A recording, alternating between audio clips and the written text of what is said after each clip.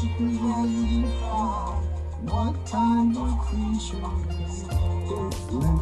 kind of creature is man?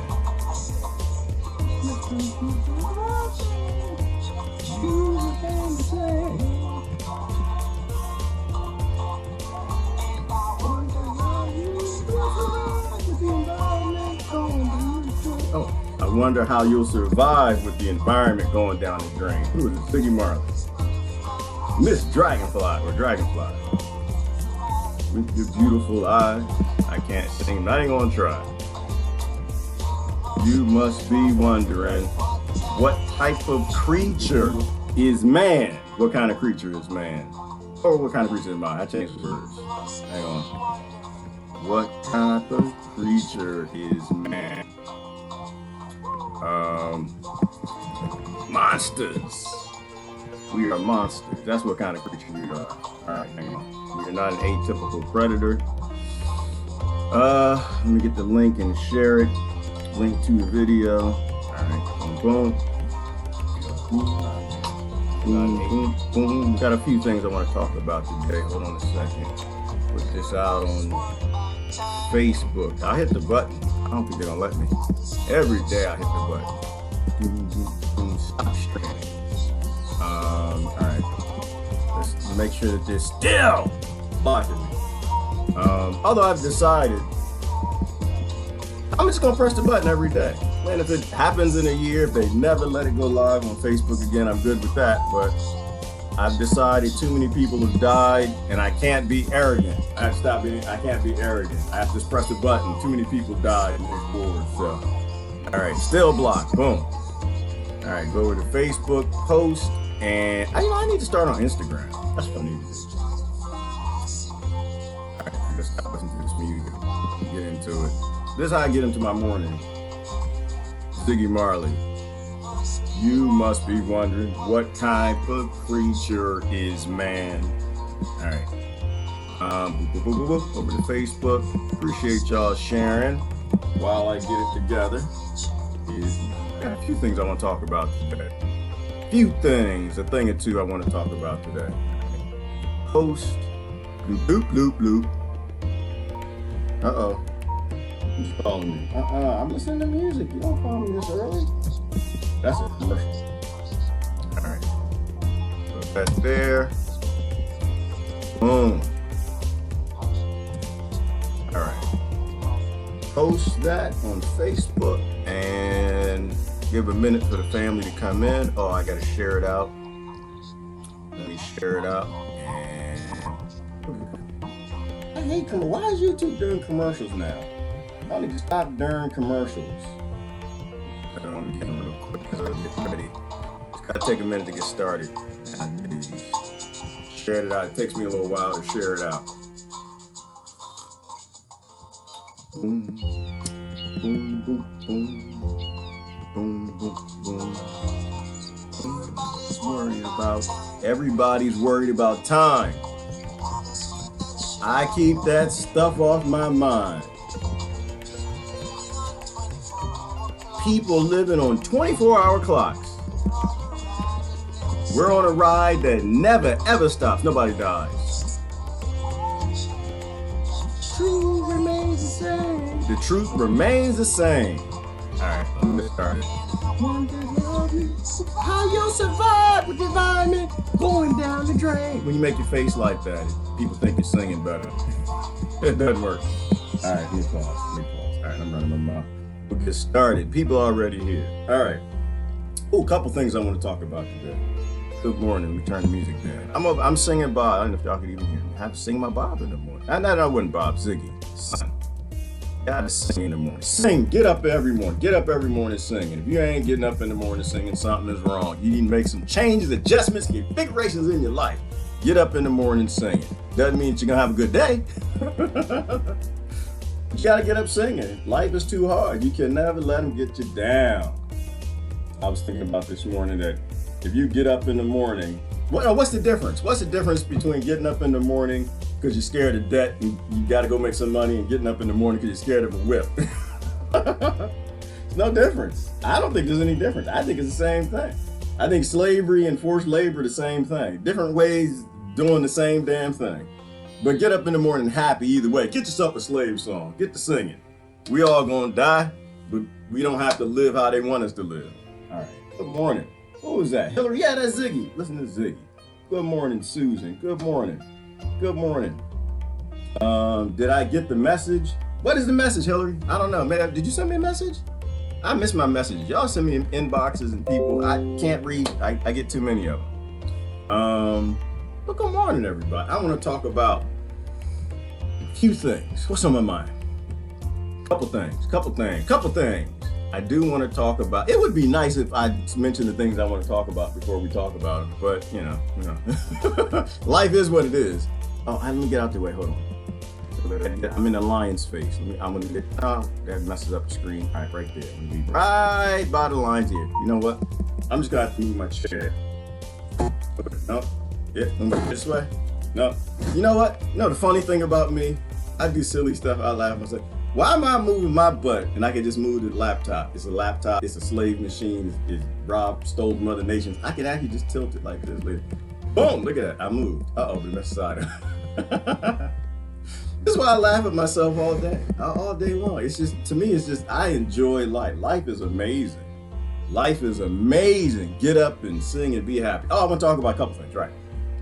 The human's not an atypical predator. Human ain't nothing atypical about us. There's nothing, we're typical, but we're not the atypical predator on earth. We are monsters. There's a difference. Predators, they predate, right? They have sustenance requirements and limitations. They have stomachs. They can only eat for so much. We are not that. We are not sustenance eaters. We are antichrist with bank accounts that are endless, okay? We are money changer clones. We're destroying the planet. We kill predators. We murder predators for breakfast and kill them for lunch, and after the stomach is full and the bank account ain't, so we just keep killing them and hanging them on the wall. We are not atypical predators. We are killers. We are monsters. There's a difference between an atypical predator, something that predates, that fits within the ecosystem, and something that just murders and murders and murders because they can murder and has a bank account, so it just keeps murdering. That's one thing I want to talk about. I'm going to talk about the UK. I got this thing from, I think I posted it. They're saying that the Muslims are outbreeding the Christians. So I love it. There was a guy, I guess, I don't know. Is he supposed to be racist or something? I don't know. He's supposed to be Muslimist or something. He said that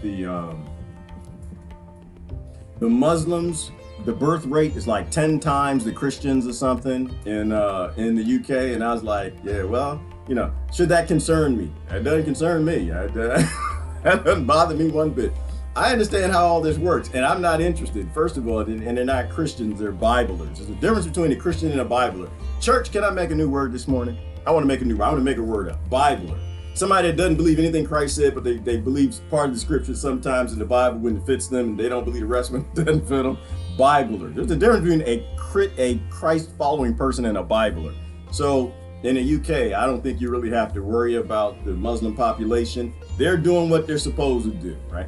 Remember this. Just remember this. Look in your Bible, and Christ, God, controls the population. Just remember that. Note what they said, not a hair on your hair can fall without God support, something like that. Christ, God is in control of fertility. So if the Muslims are having more babies than y'all, 10 times, 5 times, 2 times, 8 times, then it's within God's will. Something good is going to happen. Something good is coming. Hey, praise the Lord, have mercy. Praise the church. Something good. God working on something. If they're having 10 times more baby in the UK. But you know, am I worried about that? I'm not worried about that. I know I got a good idea of how the world works. I don't know how the world, I have a good idea. Right? And it has nothing to do with the whole religious battles and the jihads and wars and holy wars and crusades. That's just kings and banks and power and control and money. That's all it has. Nothing to do with any of the gods. So they're having more babies. Yeah, it probably means that they're going to run with the banks. That's a good thing. That's a good thing. Because then you get to feel the other side of it. You've blown up the whole Muslim world. You're doing everything against the 10 Commandments. You're robbing, killing, stealing, and coveting, and all the other things you're not supposed to be doing, acting like the Antichrist. So yeah, the Muslims should have more babies. That's what polygamy is for. That's why the king liked polygamy. That's what I was all about. You know, that's what I was all about. Polygamy? Why? Because if a man can go spread his seed, he can have more soldiers. for the wars. That's why polygamy was legal. That's what it's all about. It's just about, it's about bodies. Now it's not, that's what it's not about for the husband, because the husbands, men, we just freaky. That's all. We're freaky and we're stupid. It's the freaky and stupid. Well, don't realize having multiple wives is the key to short-term life. I wish somebody would do a statistic on like men with polygamous situations and how long their lifespans were. I'm just curious. I don't think they lived as long as the Methuselah lived. I don't think that that's true. I don't think it's true at all. I think that, you know, going from house to house to house to house, and like, you know, I'm gonna shut up before I get in trouble. I just don't think that things happen the way that they say they do. And I think every now and then one of them wives is just not, you know, a little brown glass in the soup, a little bit of pea in the lemonade, and some poison in the okra soup. But that's what that's about. So I'm not worried about what's happening in the UK. If you get more Muslims and they outvote you, you don't have to worry about it. The banks still own your nation. Banks own Britain. Britons don't own Britain. And it actually would be a good thing, because then the Britons will figure out what the Americans know, which is you don't actually run your country. The voting actually doesn't matter. These politicians are just actors for banks and big corporations. So you get more Muslims and they'll keep voting, and the wars will keep happening. They'll keep blowing up Muslim countries, and then they'll sell out the people that they came from the same way the Americans sold out all the people they came from. And then you'll have a great discussion about reality and how the world works. I'd like to talk about that. Well, we could talk about that if you want. I don't know. But yeah, I'm not worried about that. It's the sins of your father. That's the problem. The problem is that your God is allowing the Muslims to have more babies, and probably making them have more babies, because your God is preparing a lesson for you. You defied your God at every turn, whether you're a Bibler or a Zionist, right? You were doing the opposite of love. You were raping, killing, and murdering, and taking land, and you weren't supposed to. And the Old Testament God, he got kind of moody. He'd always go help the enemy out. he'd go, because the children need to be spanked every now and then. So I think God is preparing a punishment if they're out breeding, you know. I'm not in it, so I'm not in that struggle. That's a fuggle. I'm not in the fake God fuggles. I'm not in that. I think God is real, and it's not what anybody thinks it is. And the other side of that is, I think that's it. That's all my thought on that. I think that was it. But you defied, but the way out, the positive thing. Right? If you actually listen to your God and realize that the ways of your father were all sinful, defied your God from the very beginning, and put the cross on the shield to go fight the war, murder and kill babies and rape women and stuff, like, oh, this is for God. You realize that your forefathers were foul and they were the Antichrist in service. Then you help the Muslim world. That's how you heal hate. You say, but the Muslims, they hate us. We gotta fight. No, you just love them. You like give them some food, water, house, give them some land. Stop stealing from them, robbing them, get the tanks out their country, like support their freedom from their tyrannical government. And guess what happens? The Muslim children love you. They're like, whoa, America did this for us. But right now, all they see are bombs coming out of British and American flags. And so they're supposed to have lots of babies and raise them up to be cowboys, because that's what God wants them to do. That's what God wants them to do. Anyway, so there was that. Oh, and this gym thing. What the hell is happening at the gym? Let me talk about this gym for a minute. I'm gonna put these couple things out, and then I'll look at the comments. The gym, I can't go to the gym. I don't know what happened. The gym, I don't think the gym is a gym anymore. Let me show you a picture. I hadn't seen this the other day. Well, I seen it for a minute, but now I feel I'm ready to make a comment on it. Let me see if I can find the picture. These gym pants. All right, gym to me, the gym anymore is soft porn. I'm sorry, but if y'all going to the gym, you got a seam that's in the crack of your butt cheeks. That's not gym pants. That's not, it's like the gym is becoming a nudist colony. Hold on. Let me see. I'm just trying to do a quick search for gym pants and women. I hadn't seen my friends wear these things. Have y'all seen these things? No, they're not normal gym pants. Hang on, I'll bring the screen up. I don't know, it's like a soft porn thing that's happening in the gym. And maybe I'm just old. Tell me if I'm old or something and I'm not moving with the times. I'm kind of glad I'm not. This is not them. This is not it. This is not it. That's not it. Nope. See, there's no seam in the butt crack. No, the new ones. I think they're new. They may not be new. Are they old? Oh Lord, see right there. Like, all right, see now I'm gonna show you this, and y'all just behave. We're gonna be mature. We're having a mature conversation. I think this might be one of them. I'm not sure, but these are not gym pants, right? This is not gym pants. This is you don't want to wear this to the gym because you're not going to the gym to exercise if you're wearing nothing. This is soft porn. You might as well not even wear anything. You might as well just got some spray paint and just like sprayed at your butt blue, black, or whatever color it is. Spray painted a ribbon and just go to the gym. Those aren't gym pants. You're not going to the gym to work out. All right, maybe you are. Maybe you are. To me, I don't know. To me, that's soft porn. That's not working out. This is not a gym outfit, right? Here's another one. Let's get another example. This is not a gym outfit. Now, I know y'all think I'm getting down on women. I'm not. I'm just saying this is not gym attire. This is not going to work it out. And besides, if you look like that, you can't go from the club to the gym. That makes no sense. Gym to the club, you're doing something wrong. So yeah, I ain't going to the gym. Y'all can go to the gym. To me, it's more like a nudist colony. So that was the other thing that was on my. Oh, was one other thing on my mind. Then we'll talk about it. I can't do it. Is that what they're called? Downward? Oh no, that's the pose. That's the yoga pose. Downward dog. I don't know what it is. But I ain't going. Right? Because I go to the gym, I want hard muscles. That's why I go to the gym. That's why I used to go. I don't go no more. I can't do it. Y'all leave anus oil on the seats. I can't do that. That's the first time I rode home on the car and I realized anus oil on them seats. Nope. Not everybody wipes them seats. Nope. And I ain't wiping. Why don't you wipe the seat before you sit down? I'm not gonna wipe the seat with a towel and then sit down and then pick that towel back up. Your anus oils are for you, my anus oils are for me. I don't believe in the pharmaceutical industry and these vaccines. I don't believe in it. I'm not picking up no towel with your anus oil. I don't know you. You might be fine as the day is long, but I know I don't do that. No, I don't do that. So, I go to the gym. If I go to the gym, it would because I want some hard muscles and not nothing else. You go to the club, you want hard. That's where you go to the club and bar, you get one hard every other thing. So. I'm not in your world. It's weird. I feel like, all right. I just think I was born in the wrong time. I think that's good for your house. That's what, I think that's good for the nudist colony. That's what I think. Oh, but it's not even what we're talking about. I don't know how we got there. Somebody posted, I got a lot of women friends who are bodybuilders. I'm like, man, I'm rooting for y'all all day long. I think that y'all should lift weights, get all kind of muscles, and go just kill all the men. I do. I'm on Team Amazon. I'm good. Just don't wear them pants to the gym. Oh my, I can get off of this page. I'm trying to have a serious conversation, and that's just not gonna happen because unfortunately I'm 98% monkey. I'm fighting though. I'm fighting for the 2%. I'm fighting hard as I can. I'm still a man. Right? They still use the whole polygamy thing to propagate the species and all right, anyway. Topic. All right, wake up, Gerard. Stop it.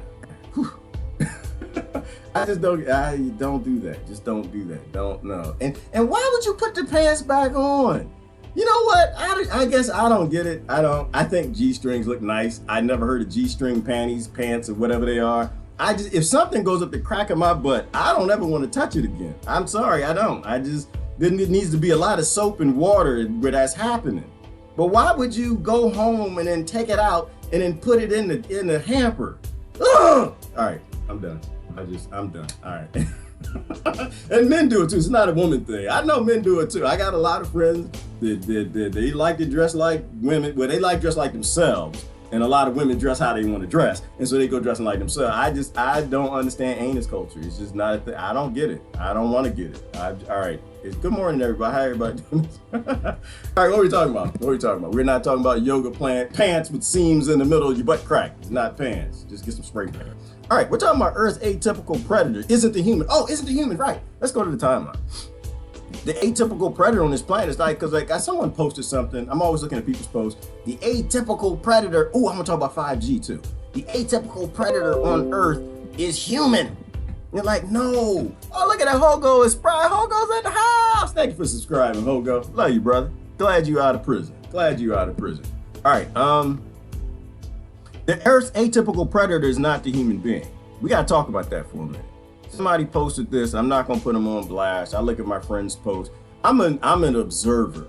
I'm not in your world. I'm actually not in your fuggles and your struggles. I'm not in any. I'm just an observer. I'm just sitting there watching. And somebody was talking about how human beings are supposed to be the atypical predator. So I can show you my timeline real quick.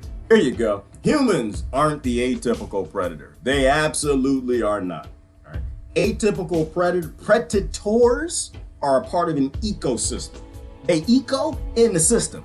But they have a balance. They only eat to sustain. They just fill their stomach. And then they play. If you raise predators like Muslims or Christians with all the food, water, and oxygen that they need, a house, they turn out to be wonderful creatures. A predator only predates and it maintains its ecosystem. The human does not do that, all right? A predator will have friends of the opposite species. A predator, if they're raised together, they're gonna be homies and brothers and friends like Christians and Muslims and Jews and atheists. They got everything that they need. That's why the kings make sure that none of them have the things that they need, okay? Why? Because they use you. They use you, and all this fits together. That's why the UK doesn't have to be worried about the Muslim population. You keep starving them, you keep blowing up their nations, and you keep stealing their land, and God's will be done, okay? You're gonna burn in the hottest fires, because that's what's supposed to happen. That's what's supposed to happen. They're supposed to have babies. I think there's a lot of species do that. A lot of species do that when they're in war with each other. You know, if they're on the downside of it, they're oppressed, and they're in the house, they can't go play soccer and football, and they don't have a Game Boy, they can't do those things. They're in the house, and what does mom and dad do? Just in the house. And nothing else but alcohol, some drugs, maybe, I don't know, cannabis or something. And you're sitting in the hut while the kings and lords are going out to Dubai to play tennis or whatever. And guess what happens? They have babies. That's what they're supposed to do. That's all they got. All they got is alcohol and the bed. They got the only entertainment system that the human beings have by default. They just default back to the basic entertainment system.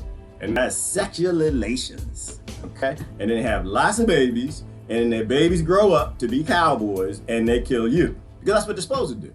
That's why I don't believe in power and systems. I don't believe in the power world. I believe in the scriptures that you Biblers don't believe in, that you just pick and choose. And people say, well, Muslims are dangerous people. It's an evil religion to kill people. No. I've read some of the Quran. I didn't read the whole thing. I read all the Bible. I read the Bible many times over, studied it, even taught it. They're both the same. And the people are the same too, because people are the same. If you were born in Muslim land, guess what you would be? You would not be a Christian in Muslim land. You'd be a Muslim, all right? If you were born in Christian land and you Muslim right now, guess what you'd be? You'd be a Christian. Right, exactly. That's why I don't do hypocrisy. I don't do it.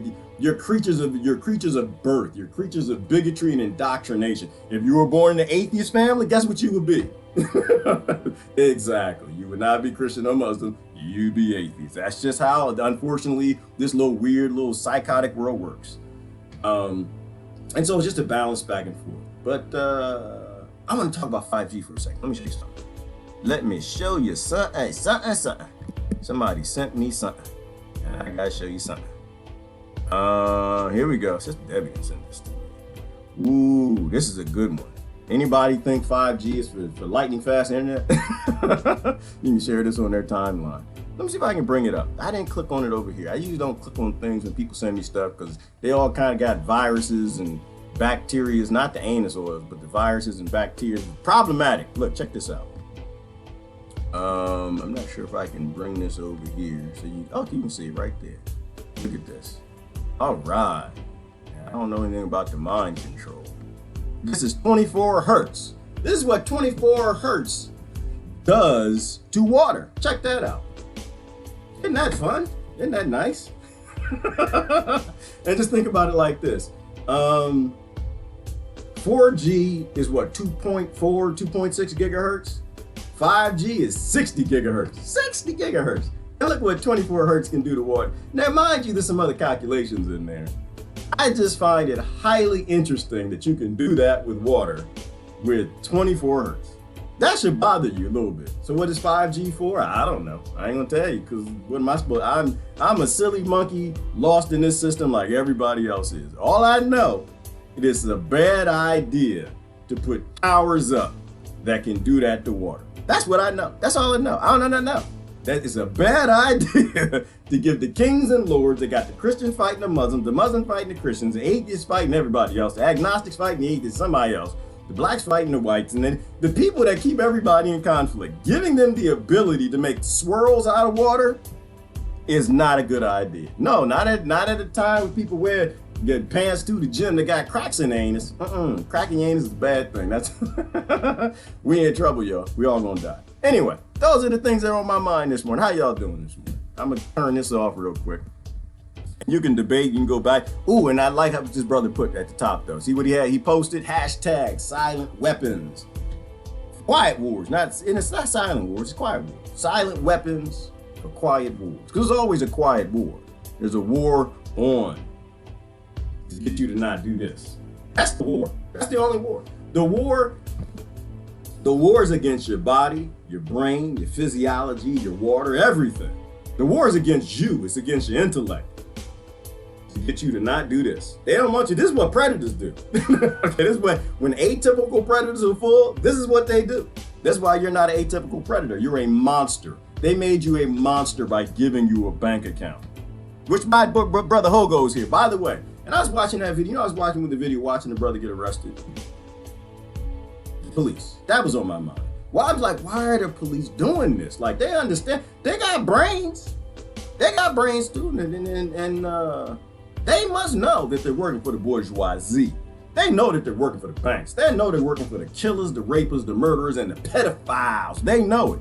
But the problem is they got bank accounts. This is how you break the human being, right? Because we can talk about the 13 families, 100 families, all we want. But we do in small scale what they're doing. They're just more successful at it. We're not predators, we're monsters. Banks broke us. Endless greed broke us. If we go back to limited wealth and stomachs, the world would actually work. Until then, we're just waiting to end this mother. All right. Now I'll go all the way back up to the comments. I can't do this on Facebook because I had the comments roll off. I'm actually liking YouTube, to be honest with you. I'm starting to get used to this and how this works. I should spend more time with it. The only thing I got to figure out is why VK isn't working. VK is not getting funky. Getting funky. We're getting funky. It's not getting funky. No, VK's working. What? All right, we're live on VK. Somebody go on VK and check that out, see if that works. If you're not on VK, you should be on VK. We all need to connect on all the different media, and a lot of people have gone over to VK, which is good. Sister Pat and a few others went over there because they're going to start removing us. We're going to get deleted. They don't want you doing this. You cannot have lions and bears and tigers together, right? You can't have that. You can't have them working together. You got to keep them separate and ignorant. That's how you take a world. All right, anyway, where are we at? Let me see. Ziggy. Postman I was referring to, my favorite. Okay, Hillary, I love Ziggy too. I love Ziggy because you know why? Ziggy's quiet. I love me some Bob Marley, but Ziggy is quiet because Ziggy had got that quiet revolution going on. Bob was more in your face, and that's why the CIA gave him foot cancer everybody's voting for. But Ziggy, he's a little more subtle in his music. I love Ziggy. He gets me up in the morning. I appreciate some Ziggy. Something else I got to address real quick. Something about your politics and your politicians. Cause somebody posted that people listen to me, and I'm like, oh boy, we all gonna die. Like, people listen to me, we in big trouble then. Something about bombing children. I forgot what it was. Y'all can remind me what I posted, but something to the effect, somebody asked me what was wrong with me. That's right. What's wrong with me? What's wrong with me? Why am I not listening to you? Why do I do not care about your politics? And why am I still getting these pop-ups for the impeachment and I'm not clicking on none of them? Because I don't care. Because you want me to care about them. So I don't care. Whatever the media wants me to care about, I have an obligation not to care about what they want me to care about because I know where it comes from, the source of it. My ears don't work. My ears are attached to my heart. I got this problem. My ears and my heart, they use the same blood and it's not icy. So it travels around. I don't have that ice blood.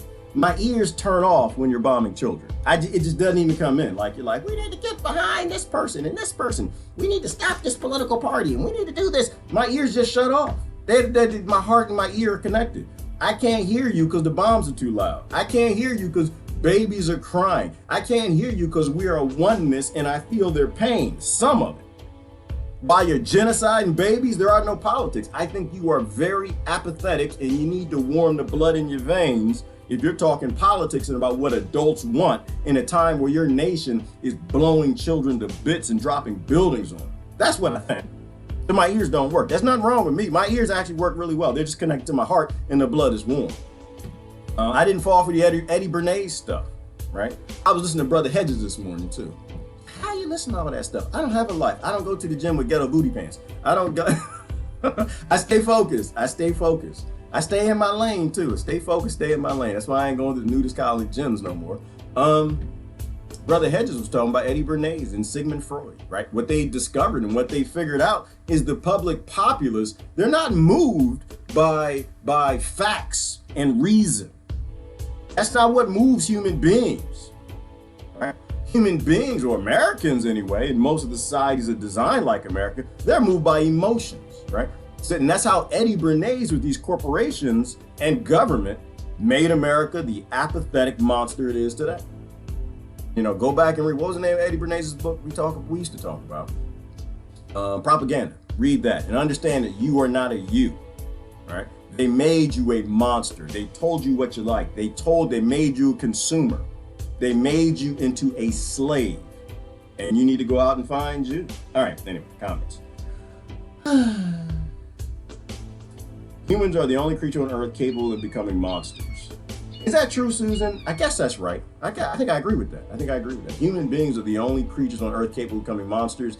And maybe why, Susan, you answer this for me, is fear. Because we're scared. We're cowards. We have coward ability. We have the ability to become fearful. And then so we group up with other people that look like us, smell like us, got ghetto booty pants on, go to the gym. I don't understand that. Anyway, I'm stop that. Fear. Fear is how you broke the human race. And so they have fear and they have a bank account. Their goal is to stuff as much as they can in that stomach. You get that reference? You know, so I think human beings are probably the only thing, because we don't fit in. Nothing else can become a monster. Everything else it echoes within the system. Right? Everything else can be a predator, but it'll never be a monster. It won't destroy everything. We are trying to destroy everything. And for bank accounts. Let me see. No, why should Muslims have more babies? Oh, I answered that, Ivana. Because that's how God likes to do things. God likes balance. I don't know what God is, but God is a balanced creature. That thing, frequency, wave energy, big banger, whatever you want to call him. God loves balance. And so Muslims should have more babies, and God's behind fertility. So obviously God wants Muslims to have more babies. And what I would think is God is going to use that to educate the Biblers. That's what I think. God's going to use that to educate the whole world that decided it was a good idea to go blow up their countries. Like the whole mass migration thing that we like to talk about. Why are humans in mass migration? Well, because the lords and kings are blowing up the lands they live in. Nobody wants to come to your house. And it's a weird thing where the nation that you're blowing up, the people that you're invading, the people that you're breaking, because part of it's like breaking culture and burning up books and history and detaching people from their heritage, is the children want to move to the country that colonized them. And so what's happening in Britain is you have a lot of Muslims going to Britain. Same way as you got a lot of Hondurans coming to America, a lot of Mexicans coming to America, a lot of Latin Americans and Africans now coming to America. And why? Because the next generation are indoctrinated into that society. And they see the money and dead presidents on the money. And they adopt that culture and they move to London. They move to the UK. They move to America. And like it's a balance thing. The people you murder tend to want to move to your country. It's a weird thing. The next generation. And then they get educated, indoctrinated, educated. And after a while, they realize that you actually killed them. And then they take over. And then the scale, the pendulum, it just does that thing. So yeah, they should have more babies, because I think God wants to punish the rest of the people who actually aren't believing the things that they profess. That's how the Old Testament God was. He was really, really moody. Let me see. It's a huge worry for Europe, Gerard. You must not be familiar with the issue. I know. Yeah, I'm pretty sure it is, Ivan. Well, you know, I'm familiar with how it's a huge issue for the Americans, and I kind of laugh at that too. I do. My ears are connected to my heart. This is my problem. My ears and my heart are connected. if you've got Democrats and Republicans blowing up Honduras and the Hondurans move here, I understand why they did that. And that makes sense. They're supposed to do that. You shouldn't be blowing them up. You can take care of them. But we apathetically don't want to. We know that the meek will inherit the earth, or the meek will inherit America, however that works. And we don't want to be meek. We want to be murderers and killers. So I know it's a big issue for them, but a bigger issue for them should be, why are they in endless wars? Why are they murdering and killing people? Same with the Americans. You know, and that's kind of how my brain works when I look at the landscape of things. I'm like, okay, is that supposed to happen? And it is supposed to happen. Like that was the whole model of colonization, was to dominate a land and indoctrinate the children, but the children become you. And this is how Rome got it too, because Rome did that with, who was the Germanic? I think it was the, what barbarian? I forgot the name of the famous barbarian, where, you know, they killed off the tribe, one of the biggest tribes, and they took the sons in and they raised them up in Rome. And those kids got big. Some of them kept selling out. Some of them just like the Americans, some of them like the Europeans. They just kept selling out. They kept selling out other people that came from. But then you get some that like, you know what? Now I read history, you didn't change enough of it. And I realized who did this to my people. And they turn, and that's how you get the fall of an empire, the fall of a nation. So I think it's supposed to happen. So yeah, to me, it's not an issue at all. It's not an issue. I was raised in the church, and I'm probably closely affiliated with the Christ teaching of whatever this ancient thing that comes from Buddha and the Muslims and Shiva and all that. But I understand what's happening, and I'm okay with it because God told me I'm supposed to be okay with it. God told me, you know, spare the rod, spoil the child. That's another scripture. And so, you know, right now, America's a little spoiled. Look around. America, we a little spoiled. Europe, a little spoiled. Now, Europe's not a great place. Got a lot of problems there. They got, I was talking to a friend this morning in Germany. They got a lot of problems there. However, if you are blowing up other countries and you're spoiled, you got food, water, a house, cars, and you can live life, and they're like struggling to just not have bombs falling over their head. Yeah, that's just how it works. It's how ecosystems work. So yeah, so I'm not, you know, it's an issue for a lot of them. And the immigration here is an issue for a lot of the Americans. It's not for me. I'm actually not here, Ivana. I'm kind of wave energy. I'm here to make observations and jokes and and just to say, yeah, that's supposed to happen. And I'll be back to go somewhere else, go to hell or heaven or something, whatever. I don't know where I'm going to go. But I'll tell you, wherever I go, I'll look back and I'll know that I never cheered for anybody that was bombing children. I'll never do that. That's never going to happen with me. And bad things are supposed to happen to you if you kill people. That's just that karma thing that we talk about. It goes back and forth. Let me see. Whole 14 virgins thing. Heaven must be Epstein. Oh, Epstein Island to Muslims. Well, Lord, it is to everybody.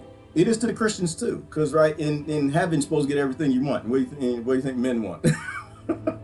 You know, so heaven is a weird thing. It's a weird thing. And all the religions that I looked at, it's a weird thing of you get what you want.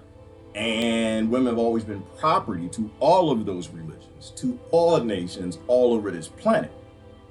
And so this is how we know when I hear stuff like that, you get the virgins, you can have whatever you want, do whatever you want. And I just sit there and I think about it. I say, you know what? What does a God got to do with that? Why would a God that makes universes give men and women things that they loved on the planet as heinous and heinous? Or the reason why we like those things is because we're here. That's why we like them. When we go back to whatever we are, frequency, wave, energy, whatever, I don't think we care nothing about any of this stuff. I don't think anybody's going to want to go to heaven and have all the smartphones they can have. I don't think anybody's going to go to heaven and want some okra. No, I don't think that's going to happen. That's like man stuff. That's like king stuff. When I look at that, that's why when I look at scriptures, I try to look at what is like a God that makes universes interested in versus what is a king putting in these scriptures to get the people to go do things. And so to me, that's like a thing that the king is saying, I speak for God. God says, go murder the Muslims. and do the crusades, and the kings on the Muslim side, I speak for God. I say we need to do a jihad, and if you die, you don't have to worry about it. Now, I ain't gonna fight with you. I'm not gonna fight with you, but if you die, you're gonna get the 27, 14, 17 virgins, you get life, you're gonna just fly and praise God, all, but the king, he wouldn't go with you. That's the funny thing. That's when I stop and I look at that. The king ain't going nowhere. He'll tell you, you can go to heaven. You can get all these men and just, they in Chippendales and got the thing stringing the anus thing in the package and all of that, muscles and all that stuff. You can have all the men that you wanted. Heaven gonna be a wonderful place.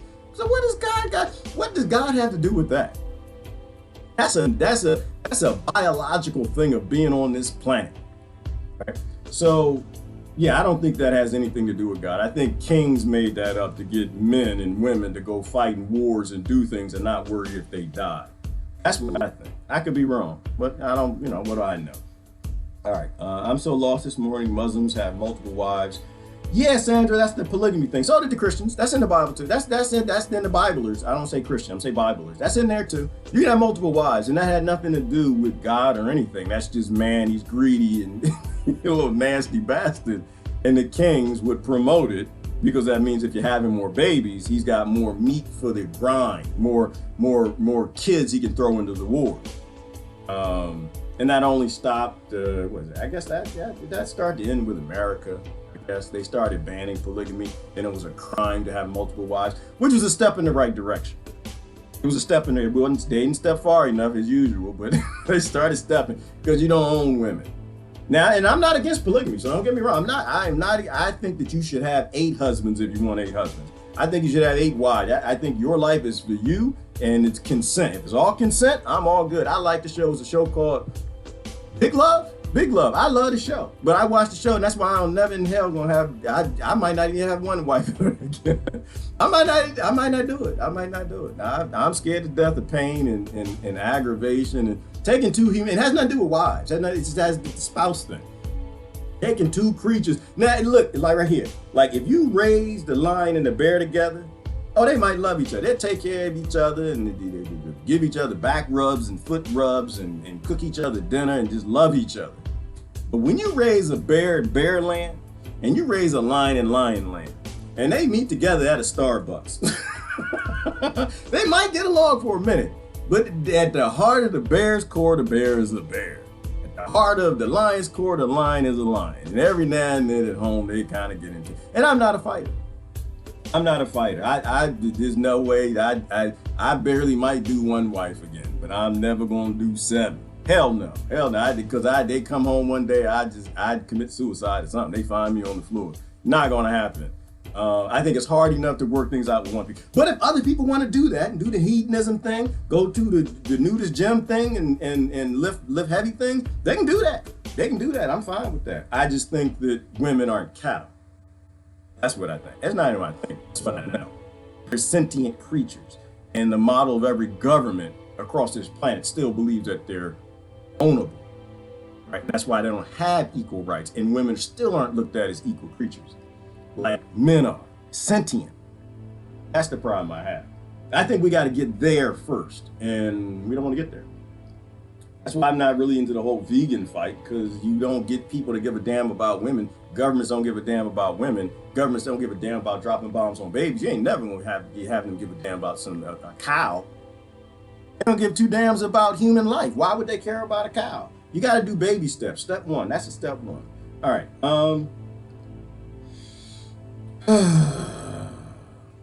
Naturalist G. You see all the naked. Wait a minute. No, nature is G.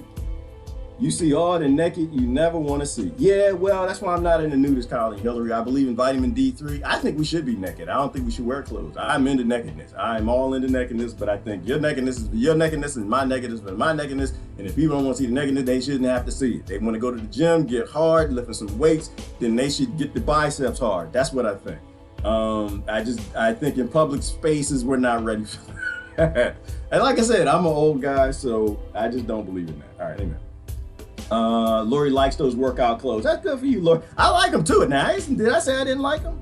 Did I, Lori? I never said that, did I? I'm a man. I didn't say that. I have restraints, and I have ideas in my head that I know probably I just don't want them in my head. And I think young boys walking around here, I think they see enough of some of these things on the internet. And like, how would, okay, here's a question, because y'all talking about the ghetto pants, the gym pants. Y'all know what I'm talking about? The pants with the crack in the seam, if you weren't here earlier. So if because I believe in equal rights. I do. I believe in equal rights. So women in Washington should not have to have tape on their nipples, because that's not only prejudice, it's genderist, it's racist, it's women are cowish. The Washington government should be ashamed of themselves, probably as much as the California government should be as damn ashamed of themselves too. But if women can go to the gym with no secrets, they just got the pants with the crack in the seams everywhere, so you can just see everything, every fold and bend and everything. You know what that means? That means men can too. Now let me ask you a question. How often will you go to the gym if grandpa show up and they got the special pants that just curdle, they got seams everywhere, so it just grabs everything, goes in every crease, cranny, and nook and cranny, and you go into the gym, think you got your ghetto pants on, oh, the men gonna look at me, I'm gonna have some fun, pretending to lift weights, and you get in there and all of a sudden, you see grandpa. You see grandpa, and he just got, oh my goodness, I'm not even gonna get into it. See, I believe in, and I just don't think we're ready for any of that. I don't think we're ready for that. So I love seeing pretty women. I'm a pretty women man. I stay away from them because pretty women got too many issues with them. I love you to death. I do. Don't get me. I love pretty women. But pretty women just like pretty men. You got issues. In a world where we break people by giving them too much power, pretty people have too much power. Only pretty people that really got things together psychologically are the ones that were ugly first. You know, when they're little kids and like the head, like the forehead misshaped and the cheek too big, the chin don't fit right, and the nostril don't fit on the whole face, and y'all as kids like laughing like, ah, you ugly, ha ha, you ugly. And then they grow up and like, you know, then their head catch up to the ears and the cheekbones, like they balances out, and everybody else just get a little overweight and cheeky because they had fun when they were young. But you know that little kid, that's my ugly duckling theory. You know, they had to develop a good personality, right? Because people, you know, we gravitate towards pretty attractive people. They had to develop a great personality, and they grew into their looks. And then you ran into them at the high school reunion, at the college reunion, and you realize they're supermodels now. Those are the ones psychologically, they had to develop a good personality as kids because the other kids avoid them. So they had to be funny, they had to be nice, they had to be all those things, and they grew into their looks. But, all right. I don't want to go down there. Yes, let's move it. Let's move forward.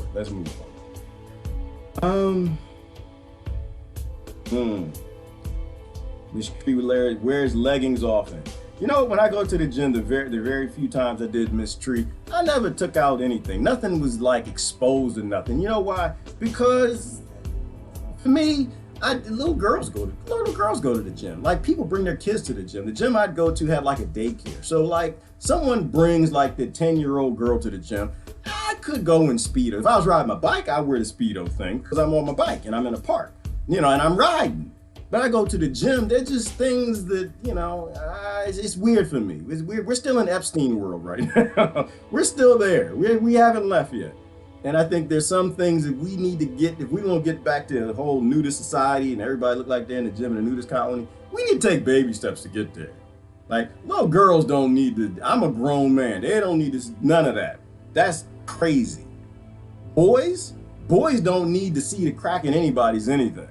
That's because say it's the Christian in me or whatever, but I just don't believe that we're ready for that as a society.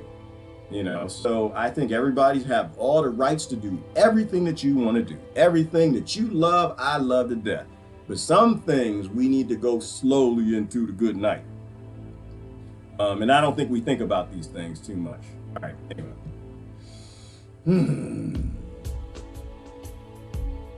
We live, yes, Brother Hogo, we live, and we're gonna live on. Aerobics and step aerobics, all that stuff. Yeah, Lori, that's good. You know what's funny though, is people go to the gym, they'll like drive like 10 miles to go to the gym. It's like, you know, if you actually just walk half that distance, you could have just walked home. You've done it in probably a shorter amount of time, and you'd be in much better shape. And all the isopropic equipment, like we're just targeting one muscle that you don't ever use. Like, yeah, a lot of that stuff is for looks, which is okay. I'm not interested. I like natural strength. But I garden and I do natural things, and I do them often.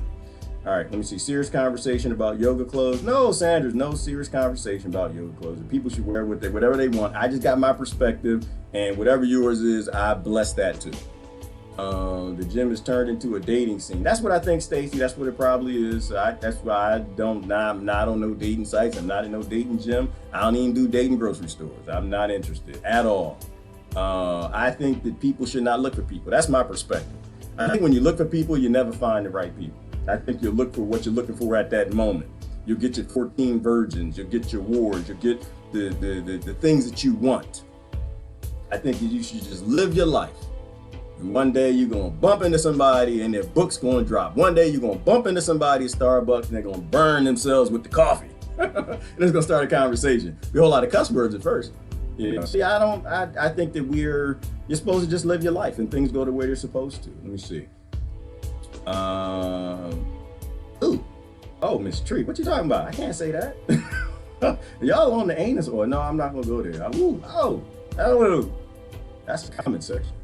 All right, let me see. Quran and my Bible might be somewhat similar, but there is no way the same. There's no way the same. Different values. Not really, Ivan. Not really. I mean, there are differences. I agree with you there. I disagree on the core, right? Because the Quran and the Bible came from the same family, right? They're all brothers. Abraham, Isaac, and a few others. They're all brothers. They all had the same values. It's just they took it different ways, right? You know, so I think that the core values are still pretty much the same. Is love everybody, take care of everybody. Your enemy comes to your door, feed them, be nice, all of that stuff. But what happens is when one side has the upper end, when one side goes to China and gets the guns and comes back and shoots everybody and puts them on ships, and in the future they're the lower end, then just how people they go looking for men, they go looking for men of a certain category, or looking for women, certain category. When those Muslims or the Christians, they look in their Bible, they look for certain scriptures, the ones that they want to see, right? They'll look for the ones that say war. They look for the ones that say jihad because they're angry. And they should be. They have all right to be. These other people destroyed their country. You know, they're the Zionists. They're not like the Jews, the Zionists, the political organization. They're looking at Torah and they'll look for domination and war and revenge, and to skip all over the scriptures about not taking any land in Israel. Not till God comes back, right? People go after what they want, and that's why I call them Biblers, right? Because they're on top. So they kind of look at the scriptures that kind of fit their, you know, we on top, we gonna stay on top. You know, yeah, we can love some people. We can do this when we want to. If not, we're not gonna steal from them. Unless we want to, then we're gonna steal from them. The bank says so. But they're not really focused on the war scripture. You look at that Old Testament, it is pretty, it's bloody as the Quran is in terms of what God allowed. So I think the core values are the same, but kings have modified all these scriptures, and now people can pick and choose, and then the Muslims will be on top, the Christians will be oppressed, and they'll be on the war scriptures, like we need to fight and take it back and crusade. And to me, I just see it's a game. It's just a game. It's a game that kings play with people. It's a game that the powerful people and the families play with people. I don't think we know it's true. And they all get scriptures from all the same root sources, right? All the same Sumerian, Assyrian text, the Sanskrit text, and the Mahabharata. They got all of that stuff from India, you know, from the Hindus and the Buddhists and other places, I guess, I would imagine. You know, those were all the Naga gods. And so while I agree and I know God exists, I don't think any of them know what God is. And if any of them actually wrote it down, it was 3,000 years ago, and the king has already changed it to use the people to do what they want them to do. So I don't get into the whole Muslim Christian thing. To me, it's silly. I think we're adults, and we have enough archaeology now to prove that nobody has anything original. And the closer you get to the original, it's obvious that people are supposed to do more natural law type things than anything else. We just look out for each other. That's why I'm more spiritual than anything. I don't even like the word religion. Let me see. Oh, Sandra's asking what's happening with the Muslims. I think I understood the yoga rant more. A week off and I'm lost. No, that was Sandra. I posted a video this morning. Apparently, there's a guy in the UK Next to the W story. And I guess they call him racist or something because he said that Muslims are breeding 10 times more than the Christians or everybody else in the UK. And he's worried that, here we go. I think I posted the video. There we go. And I don't know his name. If y'all in the UK, you'll know his name. Lord Pearson responds to Telemama complaints, right? So I don't really know the details of it, but I was just responding that do I think it's an issue that the Muslims are outbreeding the Christians? I'm saying no. I think if there is a God and the scriptures are true that I've read in the Bible, that God is not behind the Christians. That God is not behind the central banks and the Rothschilds and the nations blowing up the Muslim children of God for the banks, the money changers. So I don't think that's a problem. I think it's going to go that way. If the Western world doesn't find its heart and start looking out for the third world that is blowing up and robbing from, then they're supposed to rise up and kill everybody over here.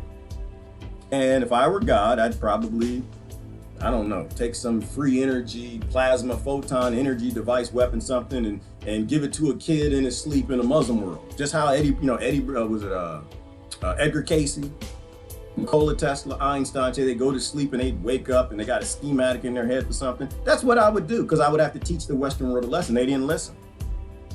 They're complete in defiance to what I told them to do. They violated every single one of the 10 commandments and made a model for the whole Western paradigm against every single other 10 commandments whenever the banks say so and the kings. So, and that would help restore the balance. So anyway, that was my point. It doesn't bother me at all. That's what's supposed to happen. We're in defiance to God. Bad things supposed to happen. God's supposed to send an asteroid and send us back to wherever the hell we came from, which was probably hell.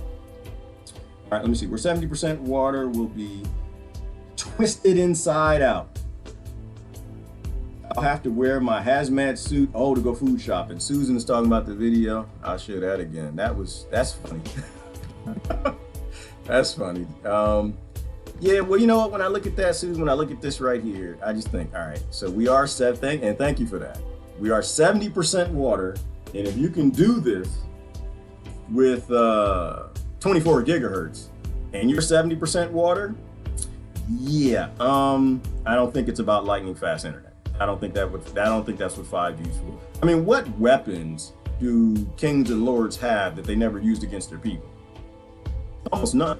Everything they use against the enemy, the soldiers come home and they'll use it against the soldiers. You know, that's what another thing that was posted that I thought was interesting is what did the U.S. do? The U.S. bought what was it, skunk spray? Was it skunk spray? The U.S. bought skunk spray from Israel, the IDF. I didn't find this. Where is this at? I didn't actually read it. I just posted it because to me I think it's funny, and it is funny because we go along with Israel and everything they want to do, robbing, killing, shooting, blowing up people, shooting kids in their groin, and we're fine with it. We keep sending them money and weapons. And they send the soldiers over here to train our sheriffs and train our homeland security. And people don't understand. They think that, we're gonna get the skunk spray, skunk water. That's skunk water. I don't know what's in the skunk water. I suspect it ain't it's not anything nice. And they are gonna. So the Democrats and Republicans are getting the skunk water, and they're not bringing it home to use it against the atheists. That's just not. I mean, the atheists get some in their mouth that they're outside. They're bringing it home to use against you, right? Whatever you deploy against other people, and this is why I'm not interested in the whole Muslim, Christian, jihad, crusade, any of that nonsense. The power you give the kings will always bring it home and use it on you. All the MRAPs and tanks and all of these things that were used in the Gulf War, they all came home and they're at your local sheriff department. In case you get an attitude and don't think that you should pay your taxes. In case you get an attitude, you get up in the morning and think you're a free human being and you don't want to go to work. When you don't pay your taxes and you don't go to work and you don't do the things that these bankers want you to do, they will send the MRAP, some skunk spray, and that radar device. Y'all see the radar device, the MRAP, whatever it's called? And they start, Susan, that might actually be what that thing is. Make all the water in your body act up, flip around, your liver jump in your heart jump out your back, your anus flip up to your mouth. Bad things gonna happen. You don't want to have to give your government that power. Never agree to use these things on human beings. agree that you're a human being, accept that you're a human being, and never allow anything that you don't want to be used against you on other people. Because the things that you bless for another nation, the massive metal weapons that you bless to send to another country, will always come home to you. That's just how the world works. All right. And you know what? And worse than that, I mean, it's a good thing to come home to you, but usually, in my perspective, and I've looked at history, it comes home for your children. Because you might outlive that skunk spray coming home. You might outlive that MRAP. But empires need police states. And karma is a mother. And that's what karma does. It mothers you. So the things that you bless the murdered children with in other nations so you can have a Merry Christmas, you can have a thankful Thanksgiving, all of that stuff will come home. That's just how it works. All right, let's take a look at the old real quick. See if there's anything out there. See if anything fits on with the message. America, not America. The human beings, we're not atypical predators. We don't belong here. We don't fit in. There's nothing typical about us. We are monsters. We are complete monsters. We'll destroy the ecosystem, and once we're done destroying the ecosystem, it will destroy us and our children. That's what monsters do. Bears don't do that. Grizzly bears, short-faced bears, lions, tigers, monkeys, and wolves, they all maintain the ecosystem. And when they're full, they don't have endless wars against their prey. They have a finite wars. Quick, to the point, they get what they need, and they leave the rest alone. Sometimes they even play with the babies. Americans don't play with the babies. They keep killing, they just keep bombing. Because that's what the banks tell them to do. All right, how cops use background checks for personal use. Ooh, that fits on with the dating theme. I said once, don't ever date if you're a police officer, DHS, FBI, CIA, NSA. I don't have a dating profile, but you only have to go to it. Don't say nothing to me. I love you to death, and I hope you find happiness and joy and peace. But I do understand that they use these things, and Edward Snowden told you that. They use these things to do all kind of checks on you. See, how often do you see police on dating websites? They don't need to go on a dating website. They don't need to. All they gotta do is go in the database. They know who you dated, when you dated them, how long you dated them, where you dated them, where y'all went for vacation, how many kids you had, if you had kids, if he paid the child. They can look all it up. They can look, and of course they're gonna do it because that's what they're supposed to do. That's what I would probably do. And they don't have to look at the dating profile. They already know that you're lying. They already know that your last 3 husbands died from, I don't know, suspicious causes. They already know that. Maybe we should click on that. That might be kind of fun. Let's take a peek at that. They already know these things. That's why the information shouldn't exist. You can't have a balance between, what do they call it, security and freedom. There's no, what was it? There's no balance between security and freedom. It's just freedom. Anything that you get of your government, they're going to use against you. If you give them your privacy, then they're always going to use it against you. And the people within governing will use it against you because it's just what you get. Right? It's a perk, it's a benefit. The data's there, and they use it, and they'll go use it when they need to. Government can't have any secrets. That's one of the bases of my understanding of how the world works. Government cannot have secrets. People, they can have some secrets, because why? People can't really do much damage. Governments do endless damage. All right. That's why, I don't date nobody with that much power. That's just it's not a good idea. That we want to get to. Not in today's world. Misusing background checks for their own personal use. It's up in places like California. Personal favors, custody battles, sensitive information. It's all getting dug up without a warrant.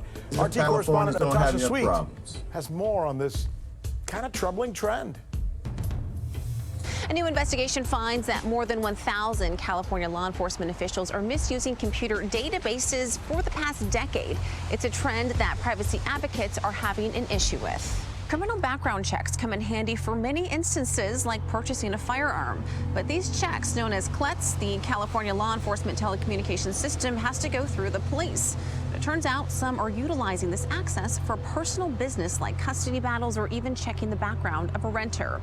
Here you can see in the past decade, more than 1,000 California law enforcement employees have misused police computers. Only 54 have been prosecuted. But Captain John McGinnis with the Sacramento Sheriff's Office says these offenses are taken very seriously.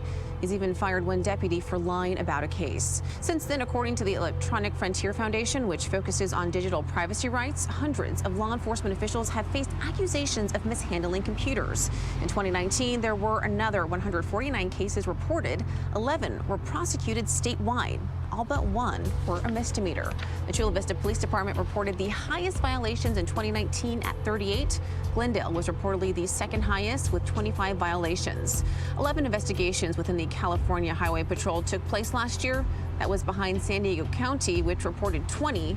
17 were said to not involve computer misuse. And when charges are filed, many of these cases reveal that officers don't automatically lose their jobs. They do, however, end up paying a fine. In Los Angeles, Natasha Sweet, RT. So you haven't heard that we're the ones covering the stories that you won't see covered? You ever sit there and wonder, what is all the police equipment that they don't talk about? Like, this is just the stuff that they talk about. Imagine, like, so here where I am, every time I see the police, I don't know, think about the police in a police car every 5 years. Every 5 years. The police, I mean, they're getting bigger. They're eating the jelly donuts. They're getting bigger. But the equipment, they got more packs and picks and pockets and pouches and buckets, and like they used to just walk around as just a police officer. He looked like Barney Fife. You know, he was just, hey, Barney Fife. You know, some skinny guy, you know, whatever. Now the police, they all bulked up. They got all this equipment. You don't know what's in them pockets and stuff. They got pockets here and here to inspect the gadget. They got all kind of cargo pants. They don't even have cargo pants. They got special pants with special seams, not like the ghetto pants that you go to the yoga thing with at the gym. But they got pouches everywhere, and this ain't to show no anuses. It's to just hide equipment. What are they doing with that? Like, they got those stinger devices. And look at the police car. The police car used to be like Boss Hogg, and it was white. Why was the police car white? Now the police cars are black. What's that tell you? Right? They were there to protect and serve. And now they're there to hide and grab. And they got equipment. They got all kind of boxes and stuff on the police cars and light scanners and lights and everything. Like, dang, how do cop cars even get down the road with all this equipment that they got? Quiet equipment. Quiet equipment. Okay? You think you're gonna cheat on your boyfriend? That's a police. Yeah, you go ahead and try it. You go ahead and get out a shot. See how that work out for you. They got that scanner to pull up in front of your house and like see through the walls. And they get like, cause it's not, well, I think they say it's not clear, whatever that device is called. But they're working on the 5G, and eventually they'll just be able to press a button and see who's in the house, where they're doing, what they're doing, how they're doing it, what they're doing, see if you enjoying what's going on. Yeah. I don't think that's a good world to be in. But that's just the equipment that they talk about. This is just the data they collect that they know about. Do they abuse it? Of course they do. That's why Edward Snowden is not a criminal. He didn't turn on the people. He told the people they're collecting data on you that you might find interesting, and we use the data. And they had the NSA officers that they caught using that data, checking up on their wives and girlfriends and boyfriends and stuff. That's why I ain't in the game. I ain't in the game. I think it's crazy. All right, anyway. Nico Peleb debates Alan Grayson. Uh-oh, it's a debate. Somebody got something to debate about. I personally don't think there's nothing to debate about on this planet. Not anymore. I think the only thing we got to debate about, are we going to do the things that stop making people psychopaths? That's the only debate I have, right? Stop starving them, stop stealing food from them, stop stealing their oil and mineral resources, stop blowing up their nation, stop stealing their children. Are we going to stop doing the things that make people act psychotic, right? If we can do that, then we can have great, intelligent discussions. But until we decide to stop doing the things that make people act like they're monsters, I don't care anything about your debates. I don't think, so anyway, what are they debating about? Nico Peleb debates Alan Grayson over U.S.-Israel relationship. You know what? I posted this the other day and I got about -7 likes on it. I was trying, you know what? I'm gonna go to it. I don't think there's a debate there. I don't think there's any kind of a debate. Most of my friends, and this is because I critique the truth community. The people say, we believe in the truth. I agree with you. You do believe in the truth, but are you doing what's right? All right? Are you doing what is? You can believe in the truth all you want, but are you doing what's right? Well, I'll show you my post. My 7 people might have liked it. Hold on. When it comes to Israel, I don't have the stance that most of the truth community does. When y'all get on your hate Israel rants, I'm not with you. I'm not with you. I am not with you. I am a strategic person. I believe in, let's look at the problem. Now, how do we fix this? I don't believe in just getting mad and getting angry. We hate Israel. What is that going to help? That's just like the black people in the street. We hate white people. Okay, what's that going to do? I used to go to the Klan March just to watch. I used to go out there for lunch and bagels and stuff because they're out there in King of Prussia Park. I go watch them marching. It was fun. Every year they showed up like, we hate the Jews. Okay. All right. How you doing? What's that going to do? Nothing. They're out there next year. They're out there the next year. They're going to be out there the next year. That's not going to do anything. You're here to solve problems or you're not. So here's what I posted. You know, and that's my biggest critique. It's like, look at the problem. Okay, so what's the solution? And hate Israel is not the solution. That's a feeling. It's an emotion, right? And that can be used to control people as much as it's an emotion, right? They can use that to control you. And if you hate somebody and you think you're going to solve a problem with hate, you got another thing coming. You're not going to solve that problem with hate. If you got a problem that, you know, Israel was promised land, or the people in Israel, the Jews were promised land, the Palestinians were promised they could stay in their own land, and somebody else got promised the land. Here we go, right here. I'm laughing. Oh, I got 13 likes. What? Maybe I got some Jewish friends now. Maybe they realize I'm not like anti-anybody. I'm not anti-anybody. I'm pro let's solve the world's problems because we got the things to solve the problems, so we don't need to be anti-anybody. I got some likes on it. I thought I might get negative. I didn't get negative. I got 13 people agree with me. You know, I mean, just imagine this. And people don't really think about it from all perspectives. You got to think about it from all perspectives. Everybody thinks they're right. Everybody thinks they're right. You know, so imagine if there were a lot of people in Israel that didn't agree with their government, in which we know that there are. And we know that they suppress their protests. And we know they spray them with water hoses, right? If you blame Israel for what their government does, you're as lost as the people who blame Americans for what their government does. If you live in America, you live in Britain, or you live in France, any of these nations that are blowing up people for central bank Rothschilds, Israel, whatever you want to call it, and you blame the actual people, you're a fool. You're basically making an enemy of people you need to work with to solve the problem. To me, the problem is we have Palestinian brothers and sisters that are being shot in their groin. We have kids being targeted by tanks and dropping buildings on them. Right? Your nation does that all the time. You know, the whole world would be, by that logic, the world would be okay blaming every single American for what the Rothschilds and Rockefellers are doing with the Pentagon. And to me, that's stupid. That creates a war that doesn't solve a problem. You know, so, you know, when it comes to that, you know, you can solve the problem. Nobody wants war. Nobody wants war. You can solve all the problems. So I'm not even sure what the debate is that they're going to debate about here between Israel and Israel and whatever the other side of it is. I think it's stupid. I already know that the relationship, it's not going to be the right answer. I know it's not going to be the right answer. The answer is you take care of everybody. Kids born in Israel, they want to have a place to live. So give them a place to live. How much land we got? How much land we got? All right, we got land for everybody. We got food for everybody, and we 3D print houses. The only thing they fight over is our stupidity. We let the wars exist because we pick a side. Stop picking sides. Pick peace. Pick peace, it all goes away. You know, so I'll click on that if you want to click on it. Maybe they'll say something that I'm not seeing.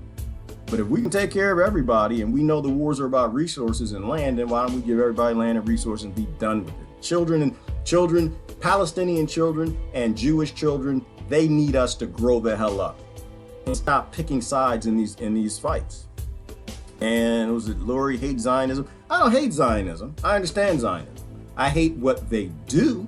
It's like the Pentagon. I don't hate the Pentagon. I hate what they do. It's like Americans, Democrats and Republicans. I don't hate them. I hate what they do, but I understand that they think they're doing the right thing. And if you indoctrinate a child to be Zionist, they're going to think they're doing the right thing. You see what I'm saying? Like, you can hate them. You can hate black people. You can hate white people. You can hate Muslims. You can hate Christians. And you're basically feeding into what maybe should be wanting to fight. fighting against violence, not fighting for it. Once we're in crowds, we are just really lost people. Groupthink kicks in. And so, yeah, I don't hate anybody. I think you contain people. I think you remove them from power. I think that between Zionists and Democrats and Republicans and whoever runs the rest of these Western governments, they need to be taken out of power. But I don't hate them, because I would be them if I were born there. You know, like I believe in solving problems. I don't believe in picking a side and jumping in and making the problem sustainable. I believe in solving problems, and hate doesn't solve anything. It's an emotion. It's not a solution. Let me see. Anti-U.S. war, lording too. I'm definitely, Lori, I'm anti-war. I'm anti any violence to solve problems. Violence doesn't solve anything. It kicks the can down the road and makes the problem worse.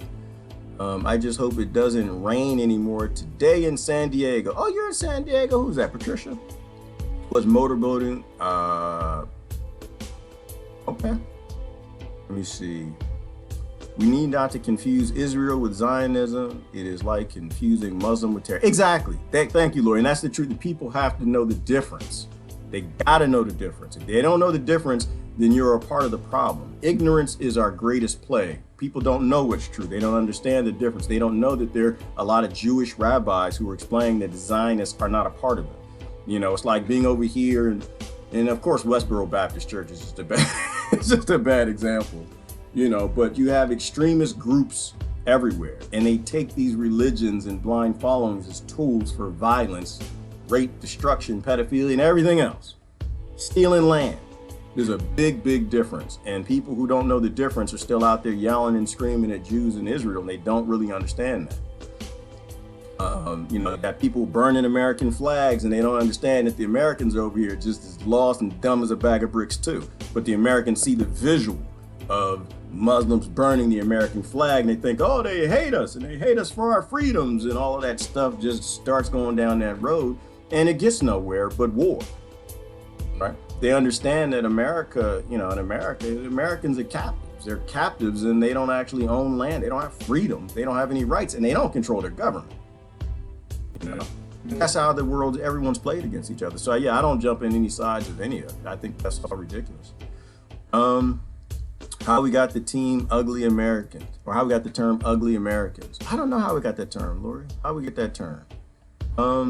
And Zionism is just imperialism hiding behind a veneer of religion. Imperialism is always genocidal BS, no matter what special flavor is called. Absolutely, Patricia. And that's why I think we've stripped the labels. You strip the labels and just call it out for what it is, right? You take these things, these labels, you use them as tools to rob people, to steal people, because you want something that they have. And just taking all the labels away, it allows you to realize not who the bad guys are, but who are the people who are doing, who the bad actors, where the bad acts are. And the people need to be taken out of power are the people who are doing the bad acts. And that works in America, works in Britain, works between Israel and the Palestinians. All right, what else we got? Exclusive source inside Tehran. Tehran's in Iran, one of the most peaceful nations on the planet. Explain who's behind the riots. Well, if there are riots in Tehran, I think this was the brother a little while ago, CIA, we know who's behind that. The people who stand to gain, right? The people who stand to gain from Iran being toppled are people who work for Rothschilds and Rockefellers and central banking, because Iran doesn't have a central bank. And they're willing to kill everybody in the country to give it one, or blow up the whole world trying to give the whole world one. There is no nations anymore. Nations don't exist. Everything is just big, it's corporations and banks. Black markets, that's the only thing that exists. And the sooner people get that, the sooner we can actually solve some real problems. I'm not even sure what that is. All right. A lot of big words I couldn't even pronounce somebody's name. Mohi, I'm not even gonna try. Global rage creates opportunity for China and Iran.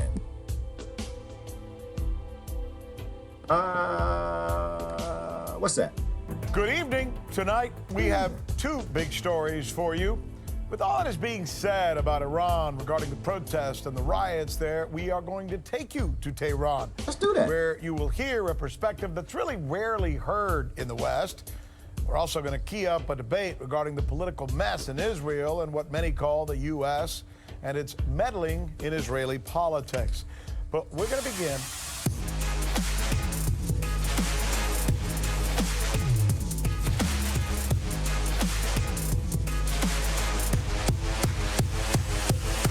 I have good reason for people to watch it. They just won't watch. As I was saying, we're going to begin with a whip around the world where rage is particularly violent.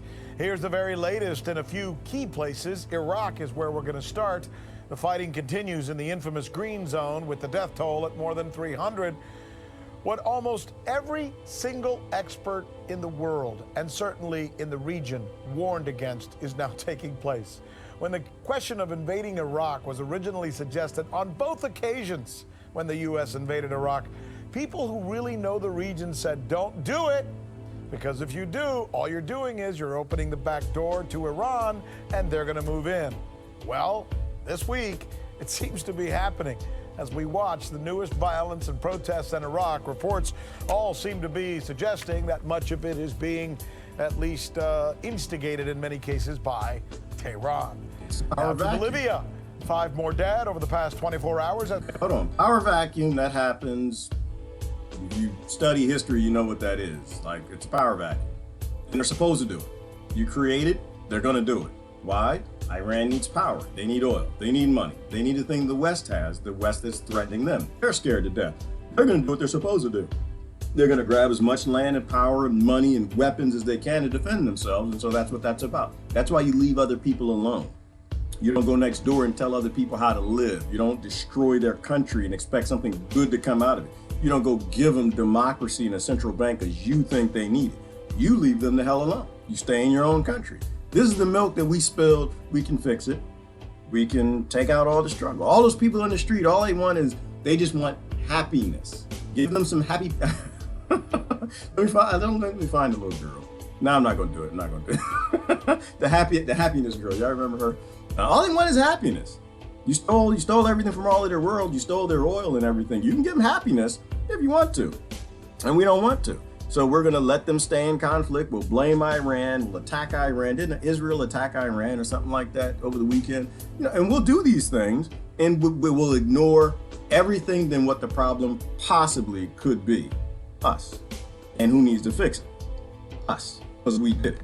As indigenous groups and farmers march into the city to demand that their elected president, Evo Morales, be returned to office. Morales was elected and then unofficially removed during a coup that most Latin American experts say was orchestrated by Washington. Hong Kong, with each passing week since the protest began, some 7 months ago now, the protesters have pushed the envelope more and more. It's almost as if they are trying to elicit an equally violent response from Beijing that so far has not arrived. Instead, the latest news is that mainland businesses, as in mainland China, are doing something somewhat unexpected and slightly, well, opportunistic. They are buying up much of the property in and around Hong Kong and getting it at prices that historically seem dirt cheap. Some would say, why use the army when you can use your economic power instead? But the loudest protests making news today are coming out of Iran, where we're standing by to take you there to hear firsthand what's happening from an Iranian perspective. That's next, right here on the news with Rick Sanchez, where we believe it's time to start to do news again. So you haven't heard that we're the ones... Well, so what's behind world conflict? World conflict, greed, endless greed, endless bank accounts, which is why I said we're not the atypical predator. We're not typical and we're not a predator. We're not predating. We're not eating things for sustenance. We're eating things, we're murdering things because we have endless means to do so. Which is why the Federal Reserve has to be ended. Hashtag end the Fed. If you don't have endless money, you can't have endless war. Congress hears A and B, Soundland, what is this? Congress hears Soundland's much anticipated testimony. I assume that's about the impeachment or something, but it says politics in detail, which means I'm not gonna click on it. Once again, my ears don't work that way. They're connected to my heart. When you're murdering people, I really don't care what you have to say. I don't care what your complaint is. I don't care what you're whining about. When you have children on this planet who don't have the things they need, I couldn't give two damns what adults want. That's how I get down. I'm not interested in politics. So there's nothing political to talk about as long as you're killing people for the things you're politicking about. No, not interested. So CNN debates impeachment hearings. Okay, why would you debate that? It's a hypocrisy hearing. Aren't boring, damn it. Well, it's boring to me. I really don't care, because if they impeach him or don't impeach him, I don't think they will. It's just a useless effort, something to distract the people. They're going to continue doing the same things, all the things that don't matter. Bombing people, starving people, spending $60 billion for trains to drive past poor tent cities in California, turning off people's powers, genociding, toppling nations. So yeah, they're not going to stop doing that. Putting children in cages for political crimes for growing dried plants. I really don't care what any of these political people have to talk about. They just want to be the ones driving slavery, genocide, and colonization. And I can't have it. My ears don't work that way. They're still connected to my heart. Why is Trump getting cozy with Apple? Well, because Apple got some money. That's why. That's why billionaires and millionaires do it, because they can make some money out of it. We haven't decided that we shouldn't have a world with an Apple yet. We shouldn't have a world with a Samsung. We shouldn't have a world with big businesses. Businesses aren't people. Big government shouldn't exist. People exist. The priority are human beings, not profit. So I'm not interested in any of that. Who's listening in on your Uber ride? Everybody is. Everybody. All the big corporations are and governments are. Certainly the NSA and everybody's listening in. Everybody's recording it. So that's who's listening in. Oh, Jussie Smollett. Oh, Jussie Smollett, the French actor, is back on TV. Hold on, wait. That's right. I heard about this yesterday. We got to look at this. Is important. This actually is something, because Jussie felt like he was been done wrong, right? And he's suing Chicago. So, you got Chicago, which is a city in the United States that's starving its people. They got destroyed streets and poor people and gangs and things and people who need things. And they're embezzling money from the people with taxes, and they're not spending that on the people. They're not making the world a better place. They're making Chicago great again. They're not doing that. They're just robbing and stealing much as they can and retiring. And so Jussie Smollett is he's suing them. Former Empire actor Jussie Smollett is back in the spotlight. Now, this is months after he claimed he was the victim. Imagine that. An entertainer is back in the spotlight. Victim of a racist attack. Do that. And guess what? He's now going to go after the city of Chicago. Now, he's alleging that his treatment at the hands of Chicago police caused him extreme distress. This is despite the fact that the charges against him for filing a false report were eventually dropped. RT's Rachel Blevins has the details. A new fight is brewing between Chicago and Jussie Smollett as the city seeks reimbursement for a police investigation into a reported attack that they believe was staged by the actor himself. Smollett made headlines in January when he claimed he was the victim of a racist, homophobic attack in which two men assaulted him outside of his apartment building in Chicago. His claims sparked a massive police investigation, which led to the determination that Smollett paid two Nigerian-American brothers to attack him and stage the entire scene.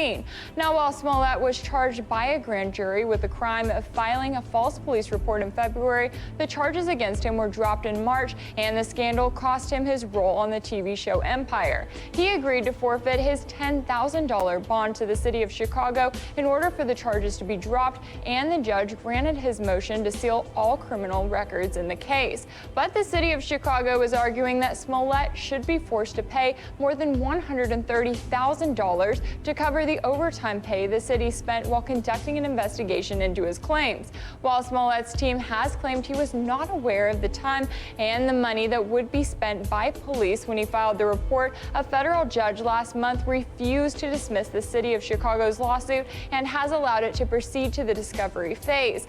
Now, Smollett then filed a counterclaim on Tuesday against the city of Chicago, multiple police officers, and the two brothers who he claims attacked him, alleging a malicious prosecution caused him economic harm, humiliation, mental anguish, and extreme emotional distress. Jussie Smollett is also arguing that because he forfeited his $10,000 bond, the city of Chicago should not be allowed to seek any further reimbursement from him, and he is claiming that because all of the charges against him were dropped, it was clearly proof of his innocence. In Washington, Rachel Blevins, RT. It's hard to clear through the debris and get right to... Okay. I know I'm gonna say something y'all not gonna like. I'm gonna say something. I'm gonna have to say it. I gotta say. I don't know why I say things that people don't like. Always get me in trouble. But I'm on Team Jussie. I am on Team Jussie. I am on Team Jussie. I am on Jussie Smollett's side because I think the French make delicious French fries and French wine. I am on his side. You know why I'm on his side? Because can California sue the California government for wasting their time and not fixing the power grid, being corrupt and dirty and foul, and now their power is being turned off? No, they cannot. So I think Jussie should. I think that Chicago should not be allowed to sue him for lying if Chicago lie about every damn thing. Okay, that's what I think. If the government made lawyers and they lie about every damn thing, then they shouldn't be allowed to sue him. I'm gonna put him in the poor people category, right? This is what I believe. So can the people who live under New York City in the subway tunnel sue New York? No. Okay. Can the women in Washington sue the Washington government for being genderous and hating women and treating them like they're cattle, making them wear nipple tape? No. So I agree with this. I'm on Team Jussie. I'm juicing it up. I'm on Team. I know I wasn't on Team Jussie a few months ago. I think it's funny. It's entertainment. I think it's crazy. It's great. You can't do anything against the government, but they can do everything to you. So I don't know. I'm on his side on this one. I think he should sue it. I think it's funny that he got 2 Nigerians to beat him up, so they could pass that race hate bill. Did they ever pass that? Who was that? Kamala and somebody else? Booger. They wanted to pass that race hate bill because people hanging people and there ain't nobody hanging each other. It's hilarious to me. The whole thing is funny. It's just like they're bombing people and like eviscerating bodies of people every damn day, and they want we need to pass some hate crime bills because people hung people 20 years ago. They hung somebody at 1-7 and they put a rope on somebody's desk in Chicago. I'm like, did you just murder somebody? Did you just drop 100 bombs today? Okay, well, let's kind of deal with that's kind of hateful a little bit. Kind of, sort of. I'm on Team Jussie. I think he should. I'm on Jussie's side on this one. I wasn't on his side earlier. I believe because, Chicago's just a corrupt government. They lie about everything. So him lying, that's not a thing. You can't sue him because he lied and you lied too. You know what? I don't even know whose side I'm on anymore. The whole thing is just ridiculous. The whole thing is stupid ridiculous. It's stupid ridiculous. That's why I love looking at the news. To me, it's comedy. All of it. It's hilarious. He's an entertainer, y'all. He's an entertainer. Don't take it serious. Who's that? Citizen Deb? Somebody?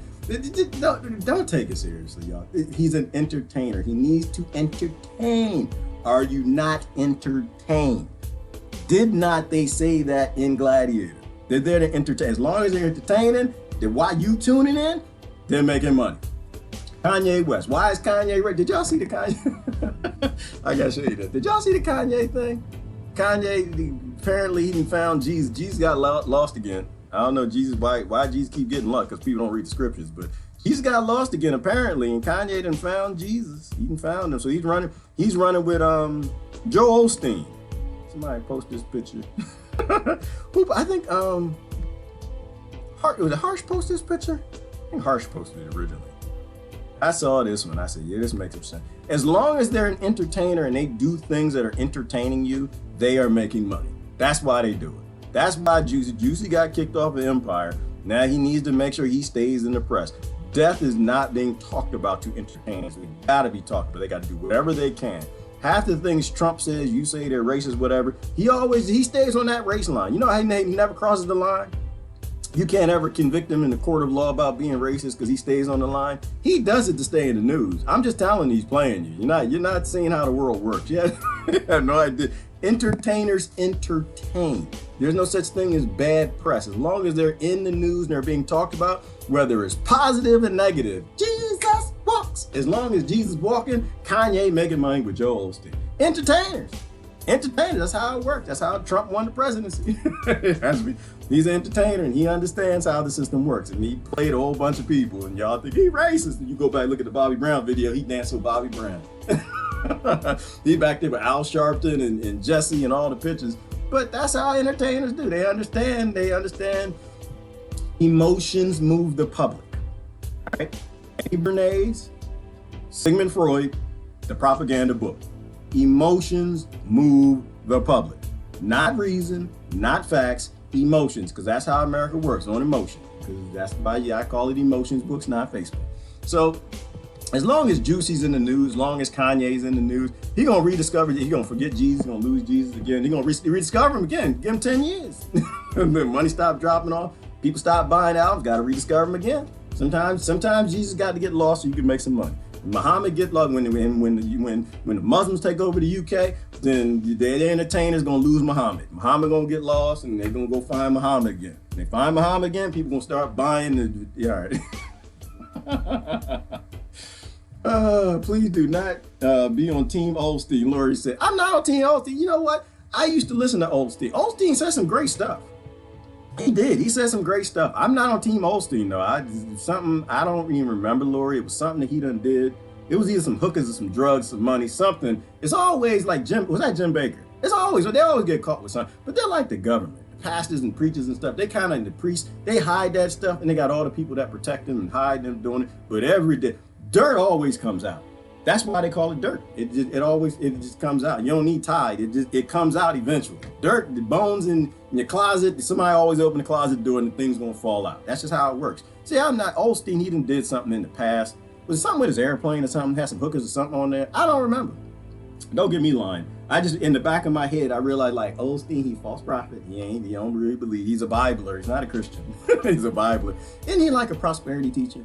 Jesus walked around here pouring some sandals and rags and rugs and begging people for food and money, acting like a monk because he was over in India for a long time. Ivan is like, that's fantasy. No, that's what actually happened. And then now you got the prosperity teachers teaching that everybody's supposed to have money, people dying because they don't have money. I'm like, come on, man. All right, now I'm just had too much coffee. All right, any last, oh, you know what? Let's make sure we got all the, did we get all the old, we talk about all the things that make us monsters. We're monsters, we're not predators. We're not atypical predators. Y'all, money has to go away. These banks, they gotta go away. That's why the only time Jesus got it set, when y'all had them banks in the church. Y'all was trading stocks in the church. Y'all had easytrade.com or whatever it is. All right. Did we read this yesterday? We're in yesterday's news. All right, Jussie, we did Jussie. Evo Morales urges the UN to stop bloodshed in Bolivia. The UN ain't gonna stop it because the UN ain't about you nor N. Okay, the UN is not about uniting, and they have nothing to do with nations. They are just an organization that works with the Federal Reserve, the IMF, central banking, money, greed, profit, blow things up. If it's profitable, it's like an oligarchy in America. If it's profitable, it's true. They have no interest in helping you in Bolivia. They actually make money from Bolivia being destroyed because you're going to take a loan from it. Evo Morales, if you're watching this, brother, you need to read that book by Economic Hitman. Okay, what they're doing is they're gonna go into your nation. They're gonna give you a bunch of loans from the International Monetary Fund. You'll never be able to pay them back, but Evo, you won't be there because the CIA gonna keep you in another country and they'll probably end up killing you or something. And then we gotta say Evo did not kill himself. We got to start those memes up. But then the new president, whatever her name is, she won't be able to pay the debts back, and then America will own. Well, it won't even be America. It'll be the Federal Reserve and central banks, but they'll own Bolivia. And then Bolivia is going to send troops to help Israel fight Iran, because that's how it works. And then the next generation of Bolivians will hate Bolivia. They'll turn on them the same way African Americans turned on Africa, the same way the German Americans turned on Germany. And that's just how it works. Unfortunately, this is how it's called debt colonization. Vaping industry, a puppet of big tobacco. I believe that, just how cannabis industry is a puppet of big pharmaceutical. Money does that. Money breaks everything. You start small, you mean well. And you get big, then you don't really care. And it starts killing people. We're all the same people. All the corporations, the same corporation. You give me enough power, they become just like the ones above them. All right. Prince Andrew steps back after Epstein. Well, I'm not doing Epstein. We did Epstein yesterday, I think. He's still alive. Y'all need to be finding him. You need to stop talking about who was his friend and what happened. And y'all need to go find him because he ain't dead. Not in my world. That doesn't happen in my. What happens in your world doesn't happen in my world. The world I grew up in, nope. Powerful people protect each other. They protect their friends and people who go out and get monkeys and bears and sheep so they can screw with children or whatever else. They all stick together because they all got dirt on each other. So I don't believe he's gone. I believe he's chilling, retired somewhere. Probably Israel. All right, big pharma, the one place that you can't look, the one government that got some real secrets. That's where he's at. Because the Federal Reserve and the Rothschild bankers make sure that they take care of their Israel.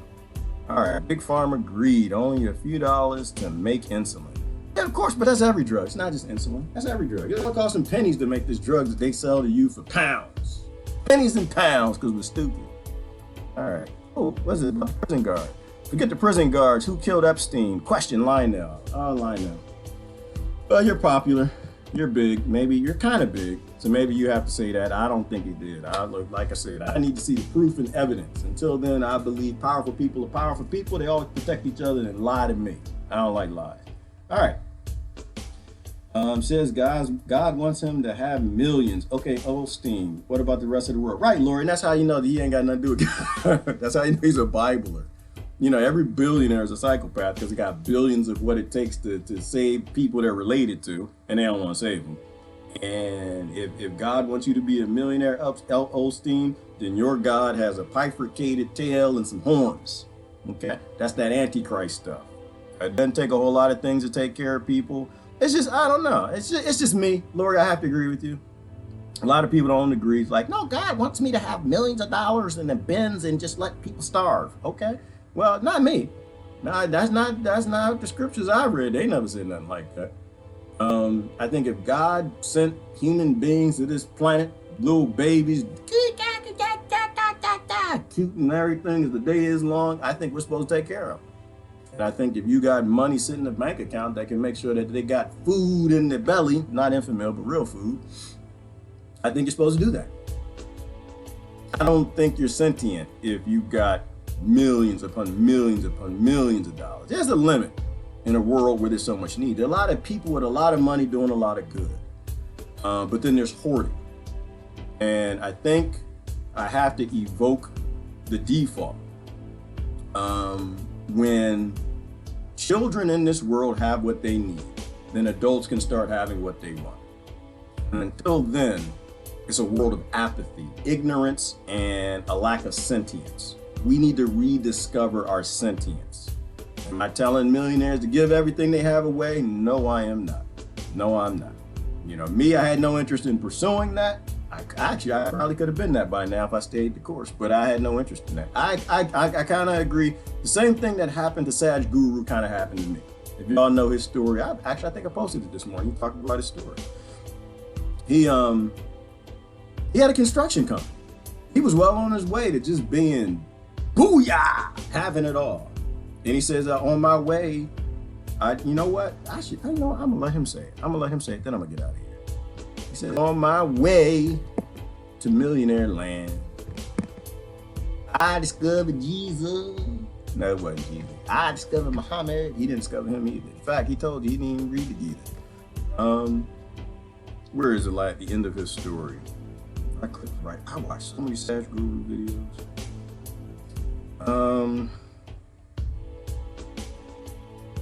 What I'm gonna have to do. Oh, here we go. This is it right here. The key to success. Pay attention. You can watch the whole thing. I posted it on my page. Towards the end, he explained the end of his story. I never heard his story. I never knew his story, but towards the end of it, he said he was almost Joel Osteen.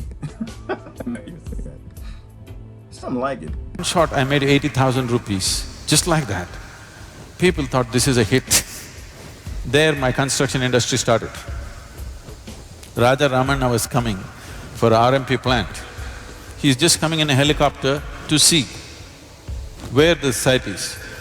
There is no anybody there. I just went and met this engineer. He said he was breaking his head, I don't know what to do, I have to mark the site.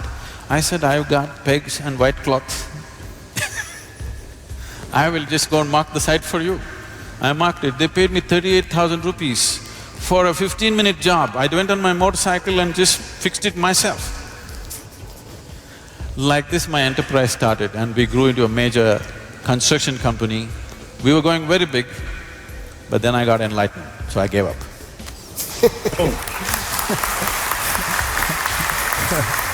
And I think that's what happens. You get enlightened. On my path to becoming Joel Osteen, putting my church together in corporate America, I realized that we're starving people. I realized that we're involved in activities we shouldn't be in. I realized that we could make a house for every homeless and we can feed everybody. And I couldn't be a part of that. I don't want their money. It's dirty money. I don't want dirty money. Some people do, right? And you gotta do what's right for you. If you feel that how you're saving the world is putting millions of dollars in the bank or billions of dollars in the bank and then dying and taking none of it with you, then that's what you do. Or if you gotta make millions to help people, you should do that too. Me personally, I'm not interested in the millions. I can't, it doesn't work with me. It works with other people. I don't sleep well at night. I don't sleep well at night. I don't really sleep well at night now because too many bad things happen in the world, but I would never sleep well at night knowing I got millions and billions in the bank of what children are dying, literally their stomachs are swelling up and popping because they don't have. You know, but you gotta go with what you feel. He found his enlightenment and he walked away. I won't say that I found enlightenment, but I was enlightened enough to realize that these big corporations aren't there to help. And I didn't want to have anything what they had. I put that in the reparation category. I don't want none of your reparations. You can take your reparations, you can stuck it in your anus and you can burn in hell. I don't want anything to do with it. You're bombing children. I don't want nothing to do with it. You're still putting kids in cages. You can keep it to yourself. I don't have nothing to do with it. Right? I don't want nothing to do with your slavery. The problem with slavery wasn't that they didn't share the cotton money with other people. That wasn't the problem. And that's what you're asking for today. Keep the world the way it is today, and you just want to share the goods. Women ain't got no rights anywhere in the damn world. Not enough, not what men have. So I don't want nothing, what you got. If you don't look at little girls and you don't see them say, well, you see little boys, you can, I love you to death, but you can go somewhere. Don't put that stuff in my ear. You know, so yeah, so I don't, maybe that's why Joel Osteen and I kind of fell off. But I used to listen to him, but he was too prosperity preachy. He was too prosperity preachy and on a planet where kids, they ain't got no damn peaches. You know, we need to stop being atypical predators. We are atypical monsters. That's what the word is. We are atypical monsters because everybody got their little piece of that monsterism. And I'm pretty sure that if I had that much sitting in a bank account, I wouldn't be the same person. And I think I fear that more than anything. I slip up, fall, make some significant money. I'm gonna start a company and just grow food for people and just give it away. I'm gonna break Chicago. I'm not gonna be on any side of the juicy conversation. You know, I'm just gonna grow food and give it away. Give people jobs here. This is how you grow food too. Here's an automated system. Here's a phone thing, grow some food and make an empire growing food and like breaking the system. That's how you actually break the system. And I even had a model for a company once, but the person I was going to business with was not interested in business. That's a long story I'll never tell. I got played a little bit. No, you can make a company and just give things away, right? What you do is you make a company. Say it's t-shirts. And what you do is you use efficiencies to make your own t-shirts. And the price of your t-shirts is $10. You're selling them for $19. And then eventually you use efficiencies to profit in some houses. You take the profit and you put it into t-shirt making. Your efficiencies go down to $9. You know, you take the profit from that, find a more efficient way to make t-shirts. Maybe you start growing hemp and making your own t-shirts. Now your cost goes down to $4. And so the whole time you're dropping costs, you're lowering your cost of your t-shirts. Now your t-shirts aren't $19, they're only $10. You already blew everybody else out of the market because you're offering at such a low cost because you're not a greedy bastard. You're not a monster. You don't need to shove billions of dollars in a bank account and buy a yacht or an Epstein Island. You're just taking the money, the profit, and you're putting it back into the efficiencies. This is how you break the system, by the way. If you want to know my perspective, this is how you break the system. Is you don't be greedy. You can be a predator, but you still got a business, but you're an atypical predator, not an atypical monster. You still fit within an ecosystem. You still understand that you need customers, that you can't grow a $1 billion organization without poor people eventually rising up and burning your building down because they don't have anything. And then eventually you get to a point where t-shirts are 99 cents.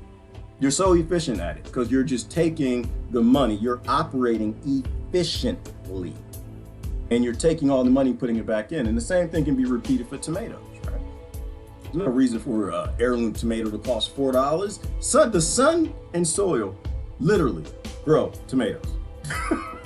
You don't grow them, you're in the way. We're just in the way of it. There's no reason why pizza can't be free. Of course pizza can be free. We can automate grow systems, we're just not doing it. And this is like the main spit I had with California the other day, spending $60 billion for a stupid railroad, where in a nation, a state, in a world where children starve. Because they could take a small fraction of that $60 billion and put up growth facilities and just start feeding children, so they don't have to join the East Side Crips, the West Side Bloods, or whatever, and scare people. But they don't do that, and they're not going to do that because they're there to scare you. All right.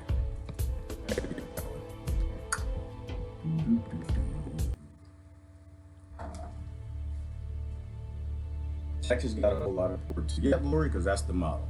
That is exactly how it works.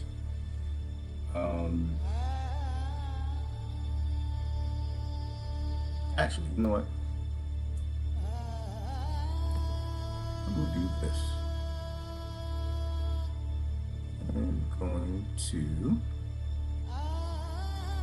go back to the beginning of Sadhguru's thought.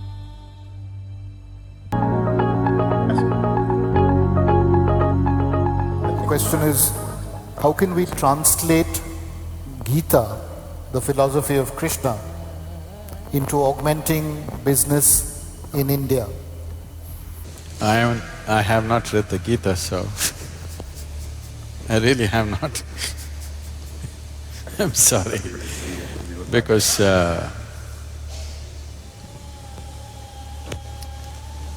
for me, my own vision has never failed me. So I always kept away from all scriptures because I didn't want to clutter myself with something or the other. The only thing that I learned and I continue to do is, if I look at something, if I look at a person, I know their past, present and future. That is the level of attention I'm paying to them. I don't look at like this. When I look at it completely, with all that I have. If you pay enough attention, there is nothing that will not yield. So I never had any reason or need to go looking for scriptures or something. With all respect and regard for them, it is not that I'm averse to it, it's just that I've not had the time. How this whole process started is, when I was very young, I realized that I just don't know anything. See, if you realize that you do not know, if it's a full-scale realization that you do not know anything, paying attention will be natural, because you know everything. You know this guy, you know this. There are assumptions and assumptions and assumptions.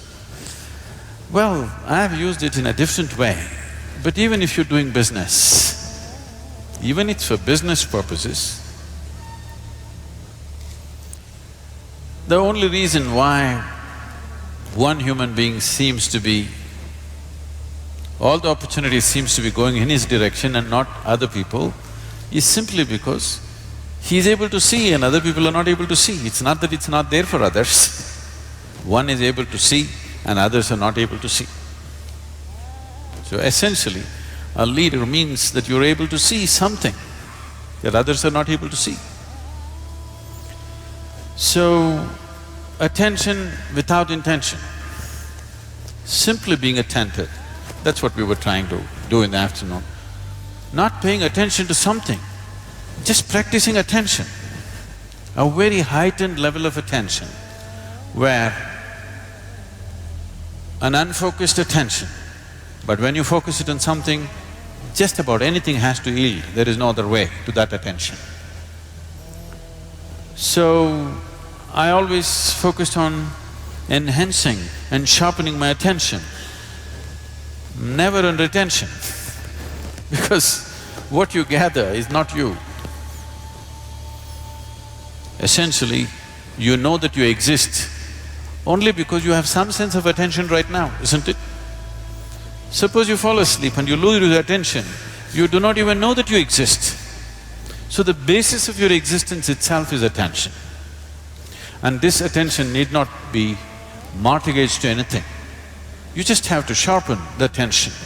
See, if you have a knife in your hands, there is no such thing that you have to cut only apples with this. If you have a sharp enough knife, you could cut anything that you want. But the important thing is the knife is sharp enough, so that your attention is keen enough, not for something or the other. If your attention has become very keen, if you wish to do a certain type of activity, you can successfully do it. I think I must say something about my own enterprises at one time. My enterprise started when I was 8 years of age. Because of a strange kind of pride in me, I never ever took a single rupee as a pocket money from my parents. I started making money when I was 6, 7 years of age. By 8, I was quite an accomplished entrepreneur. Simple things. Even today I'm known in Mysore because I caught snakes in everybody's houses. If I caught a snake, they gave me 25 rupees. In 1960s, 25 rupees is $1 million for a 7-year-old, 8-year-old kid. I was just on top of the world. So there is a Food Research Institute, CFTRI. Every Saturday afternoon I went there, I caught 4 or 5 snakes. They measured it. I have to show it to you like this. If it's over 3 feet, I get 50 rupees. Less than 3 feet, I get 25 rupees. On an afternoon, I would make 100 to 150 rupees. I don't know if you can imagine, 150 rupees for an 8, 10-year-old kid in 1960s or 70s was like $1 million today. It was big. And I went to so many things, just about anything that came my way. I should tell you a little enterprise that I did which grew into a big business. After my university, where I learned nothing, but I passed. I'm gonna stop there, where he learned nothing, but he passed. Knowing is the problem. And this is mostly why he's one of my teachers. I have a lot of teachers, but everyone teaches me something, but he drops just like real deep things that make me question who I am. My quest to find myself after everybody told me what self was. And he says powerful things like that. You know, how many people do you know would walk away from a big construction company making millions of dollars because they realize that that's not where happiness comes from. But knowing is the problem. See, once you know, and you know Joel Osteen making millions of dollars is what God wants you to do, then you'll make millions of dollars and you'll build a mega church, and kids can, I guess, get some shade from the hot Texas sun or wherever you are underneath it. I'm not judging them. I'm just saying my quest in life is to find myself. And I didn't realize as young as Sadhguru did, but I realize now that I really don't know anything. And if I really don't know anything, then I'm not gonna side up or group against anybody else, and I really don't know enough to side up or group up against anybody. So anyway, now I'm going to give you a piece of that. Give you a piece of that. I'll post the link, you can watch this whole talk. But it was great. I never actually heard his story as to, you know, when he found his enlightenment. Everybody finds it in different places, but not everybody's looking. All right, I'll do some comments, then I'm gonna run. Our taxes funds most medical research, and the government lets corporations patent them and sell it back to us at whatever price they want. If it's not free, it's not really medicine. And that's how the scam works, Susan, which is part of why I don't donate to fight cancer. They set up on the street all the time. I don't donate to fight cancer. They're not actually fighting cancer. They're fighting to find ways to keep people alive with cancer. So that's not fighting cancer. But it's just embezzlement after embezzlement after embezzlement. It's just they have different ways of playing the system, right? There was it the Rothschilds, they had the banking system, the Rockefellers, or was the Mellons that had pharmaceutical, and the big industries today are those people, and they all work together still and embezzle money from the people and abuse the people with it. And I just, there's, you know, we're being played from all the different areas from these massive corporations, and I'm kind of tired of that system. I think that system needs to die and fall. I think the old world needs to die, and we need to build a new one, hopefully not from its ashes. We need Where Epstein's books.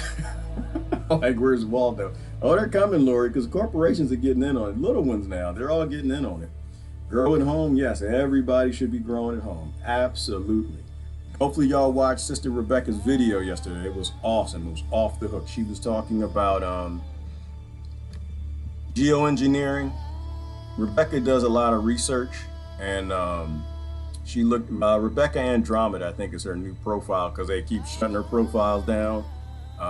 She was close in with the DNC, and she was just posting too many truthful things, and they shut her whole operation down. But she posted a great video. I did a watch party on it yesterday. She explained in 1965, where is it at? Now you can find it on my page. 1965, the insurance companies they had an issue with geoengineering, because if you can steer a tornado, you know, which insurance companies would have to end up paying.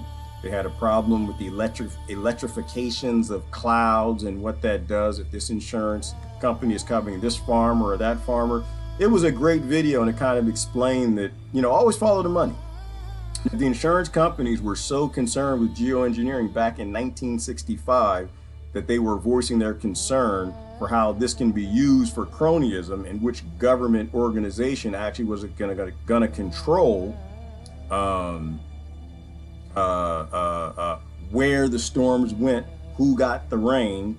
That, you know, this feeds in with what JFK and LBJ said, right? When JFK warned us about geoengineering, and I think it was 1965 when that hearing was. So it's right after the time that John F. Kennedy tried to warn everybody, hey, we're going to end up changing the climate. We need to cut this mess out. We need to make it open source. They didn't do that. They continued on, and this was a means of them trying to protect them using geoengineering.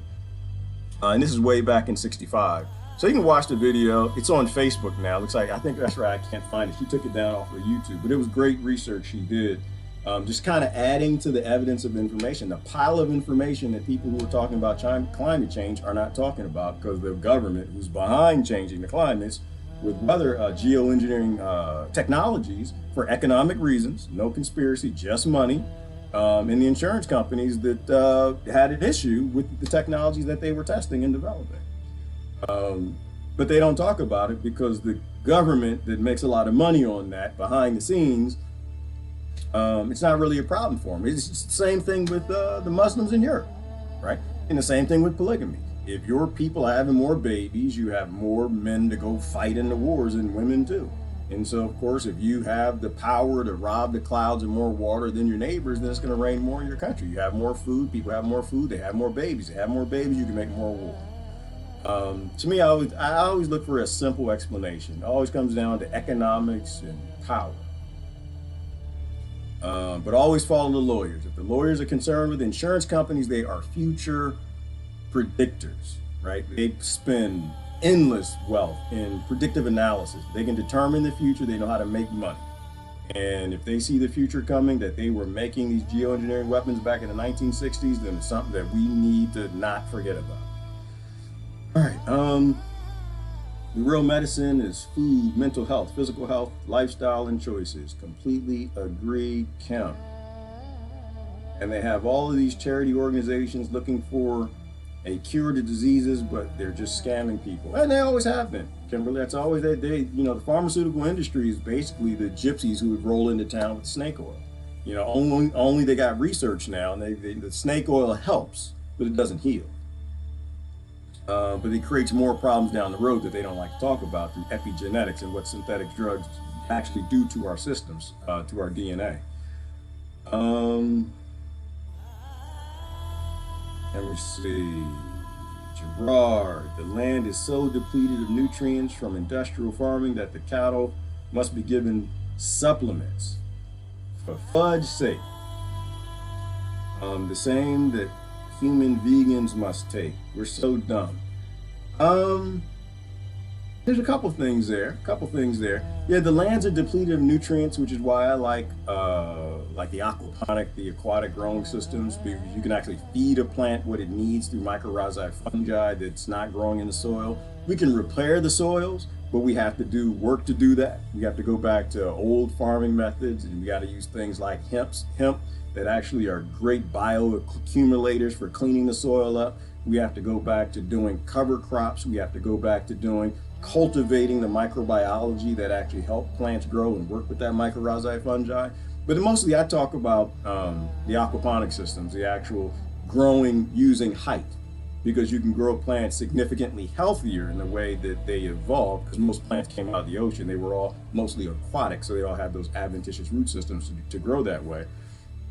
In terms of vegans, well, vegans and vegetarians are eating what's growing in the ground with depleted soils. So of course, the fruits and vegetables don't have what they need.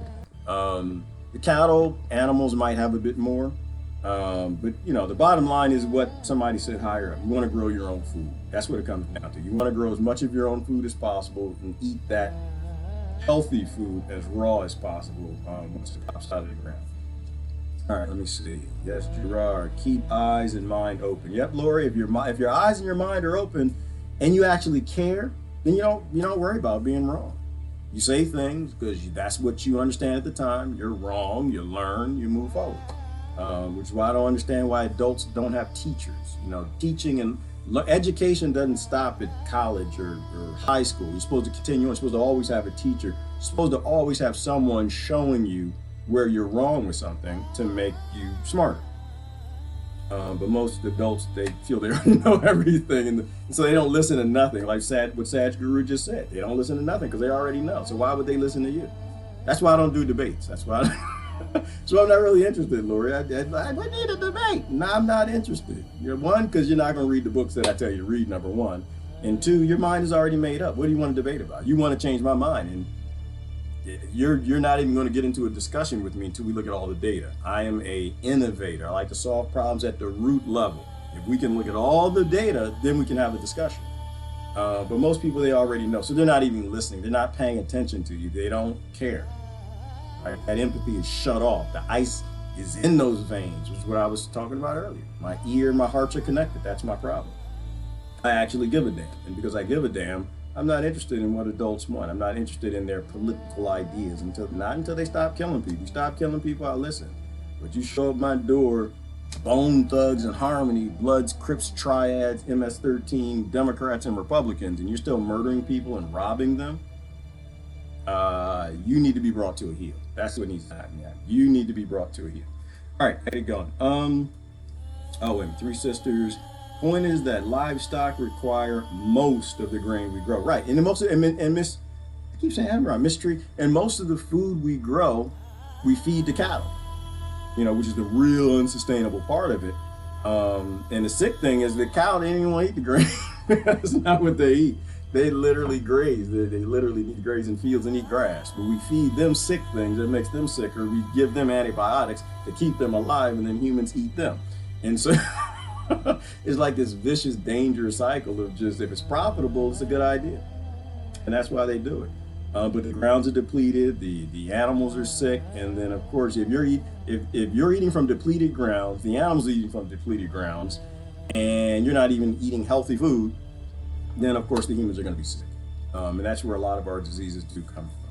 As well as the water. You can throw the water, you can throw the water right on top of that, and they poison the water. So anyway, and that's why I say we're not atypical predators. Predators don't pee in the water they drink from. Predators don't poop where they sleep. Predators don't destroy the ecosystem that they need to eat from.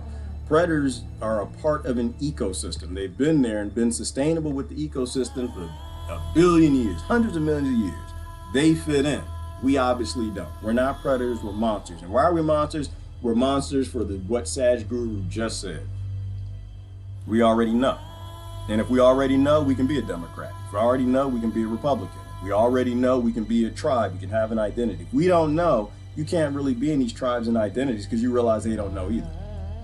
And you don't get pulled into these knowing wars. The Christians know, the Muslims know, so they got to be scared of each other and fight. If you don't know, you got nobody to fight. And then they can make you a monster. They just give you a bank account, give you the endless means to murder everything beyond your stomach's size. And then you destroy the ecosystem, and then eventually you destroy yourself. So anyway, we're not atypical predators, we're monsters. We need to stop monstering. We need the meek more. The meek inherit the earth. So yeah, I pretty much think that God's behind the Muslims and helping them to have babies, because unfortunately the Western world needs to be taught a lesson, and God's prepping that punishment unless we don't grow up and reverse the karma from robbing and blowing up the world. How you going? This is Dre. Y'all have a great day. I am out of here. Bye-bye.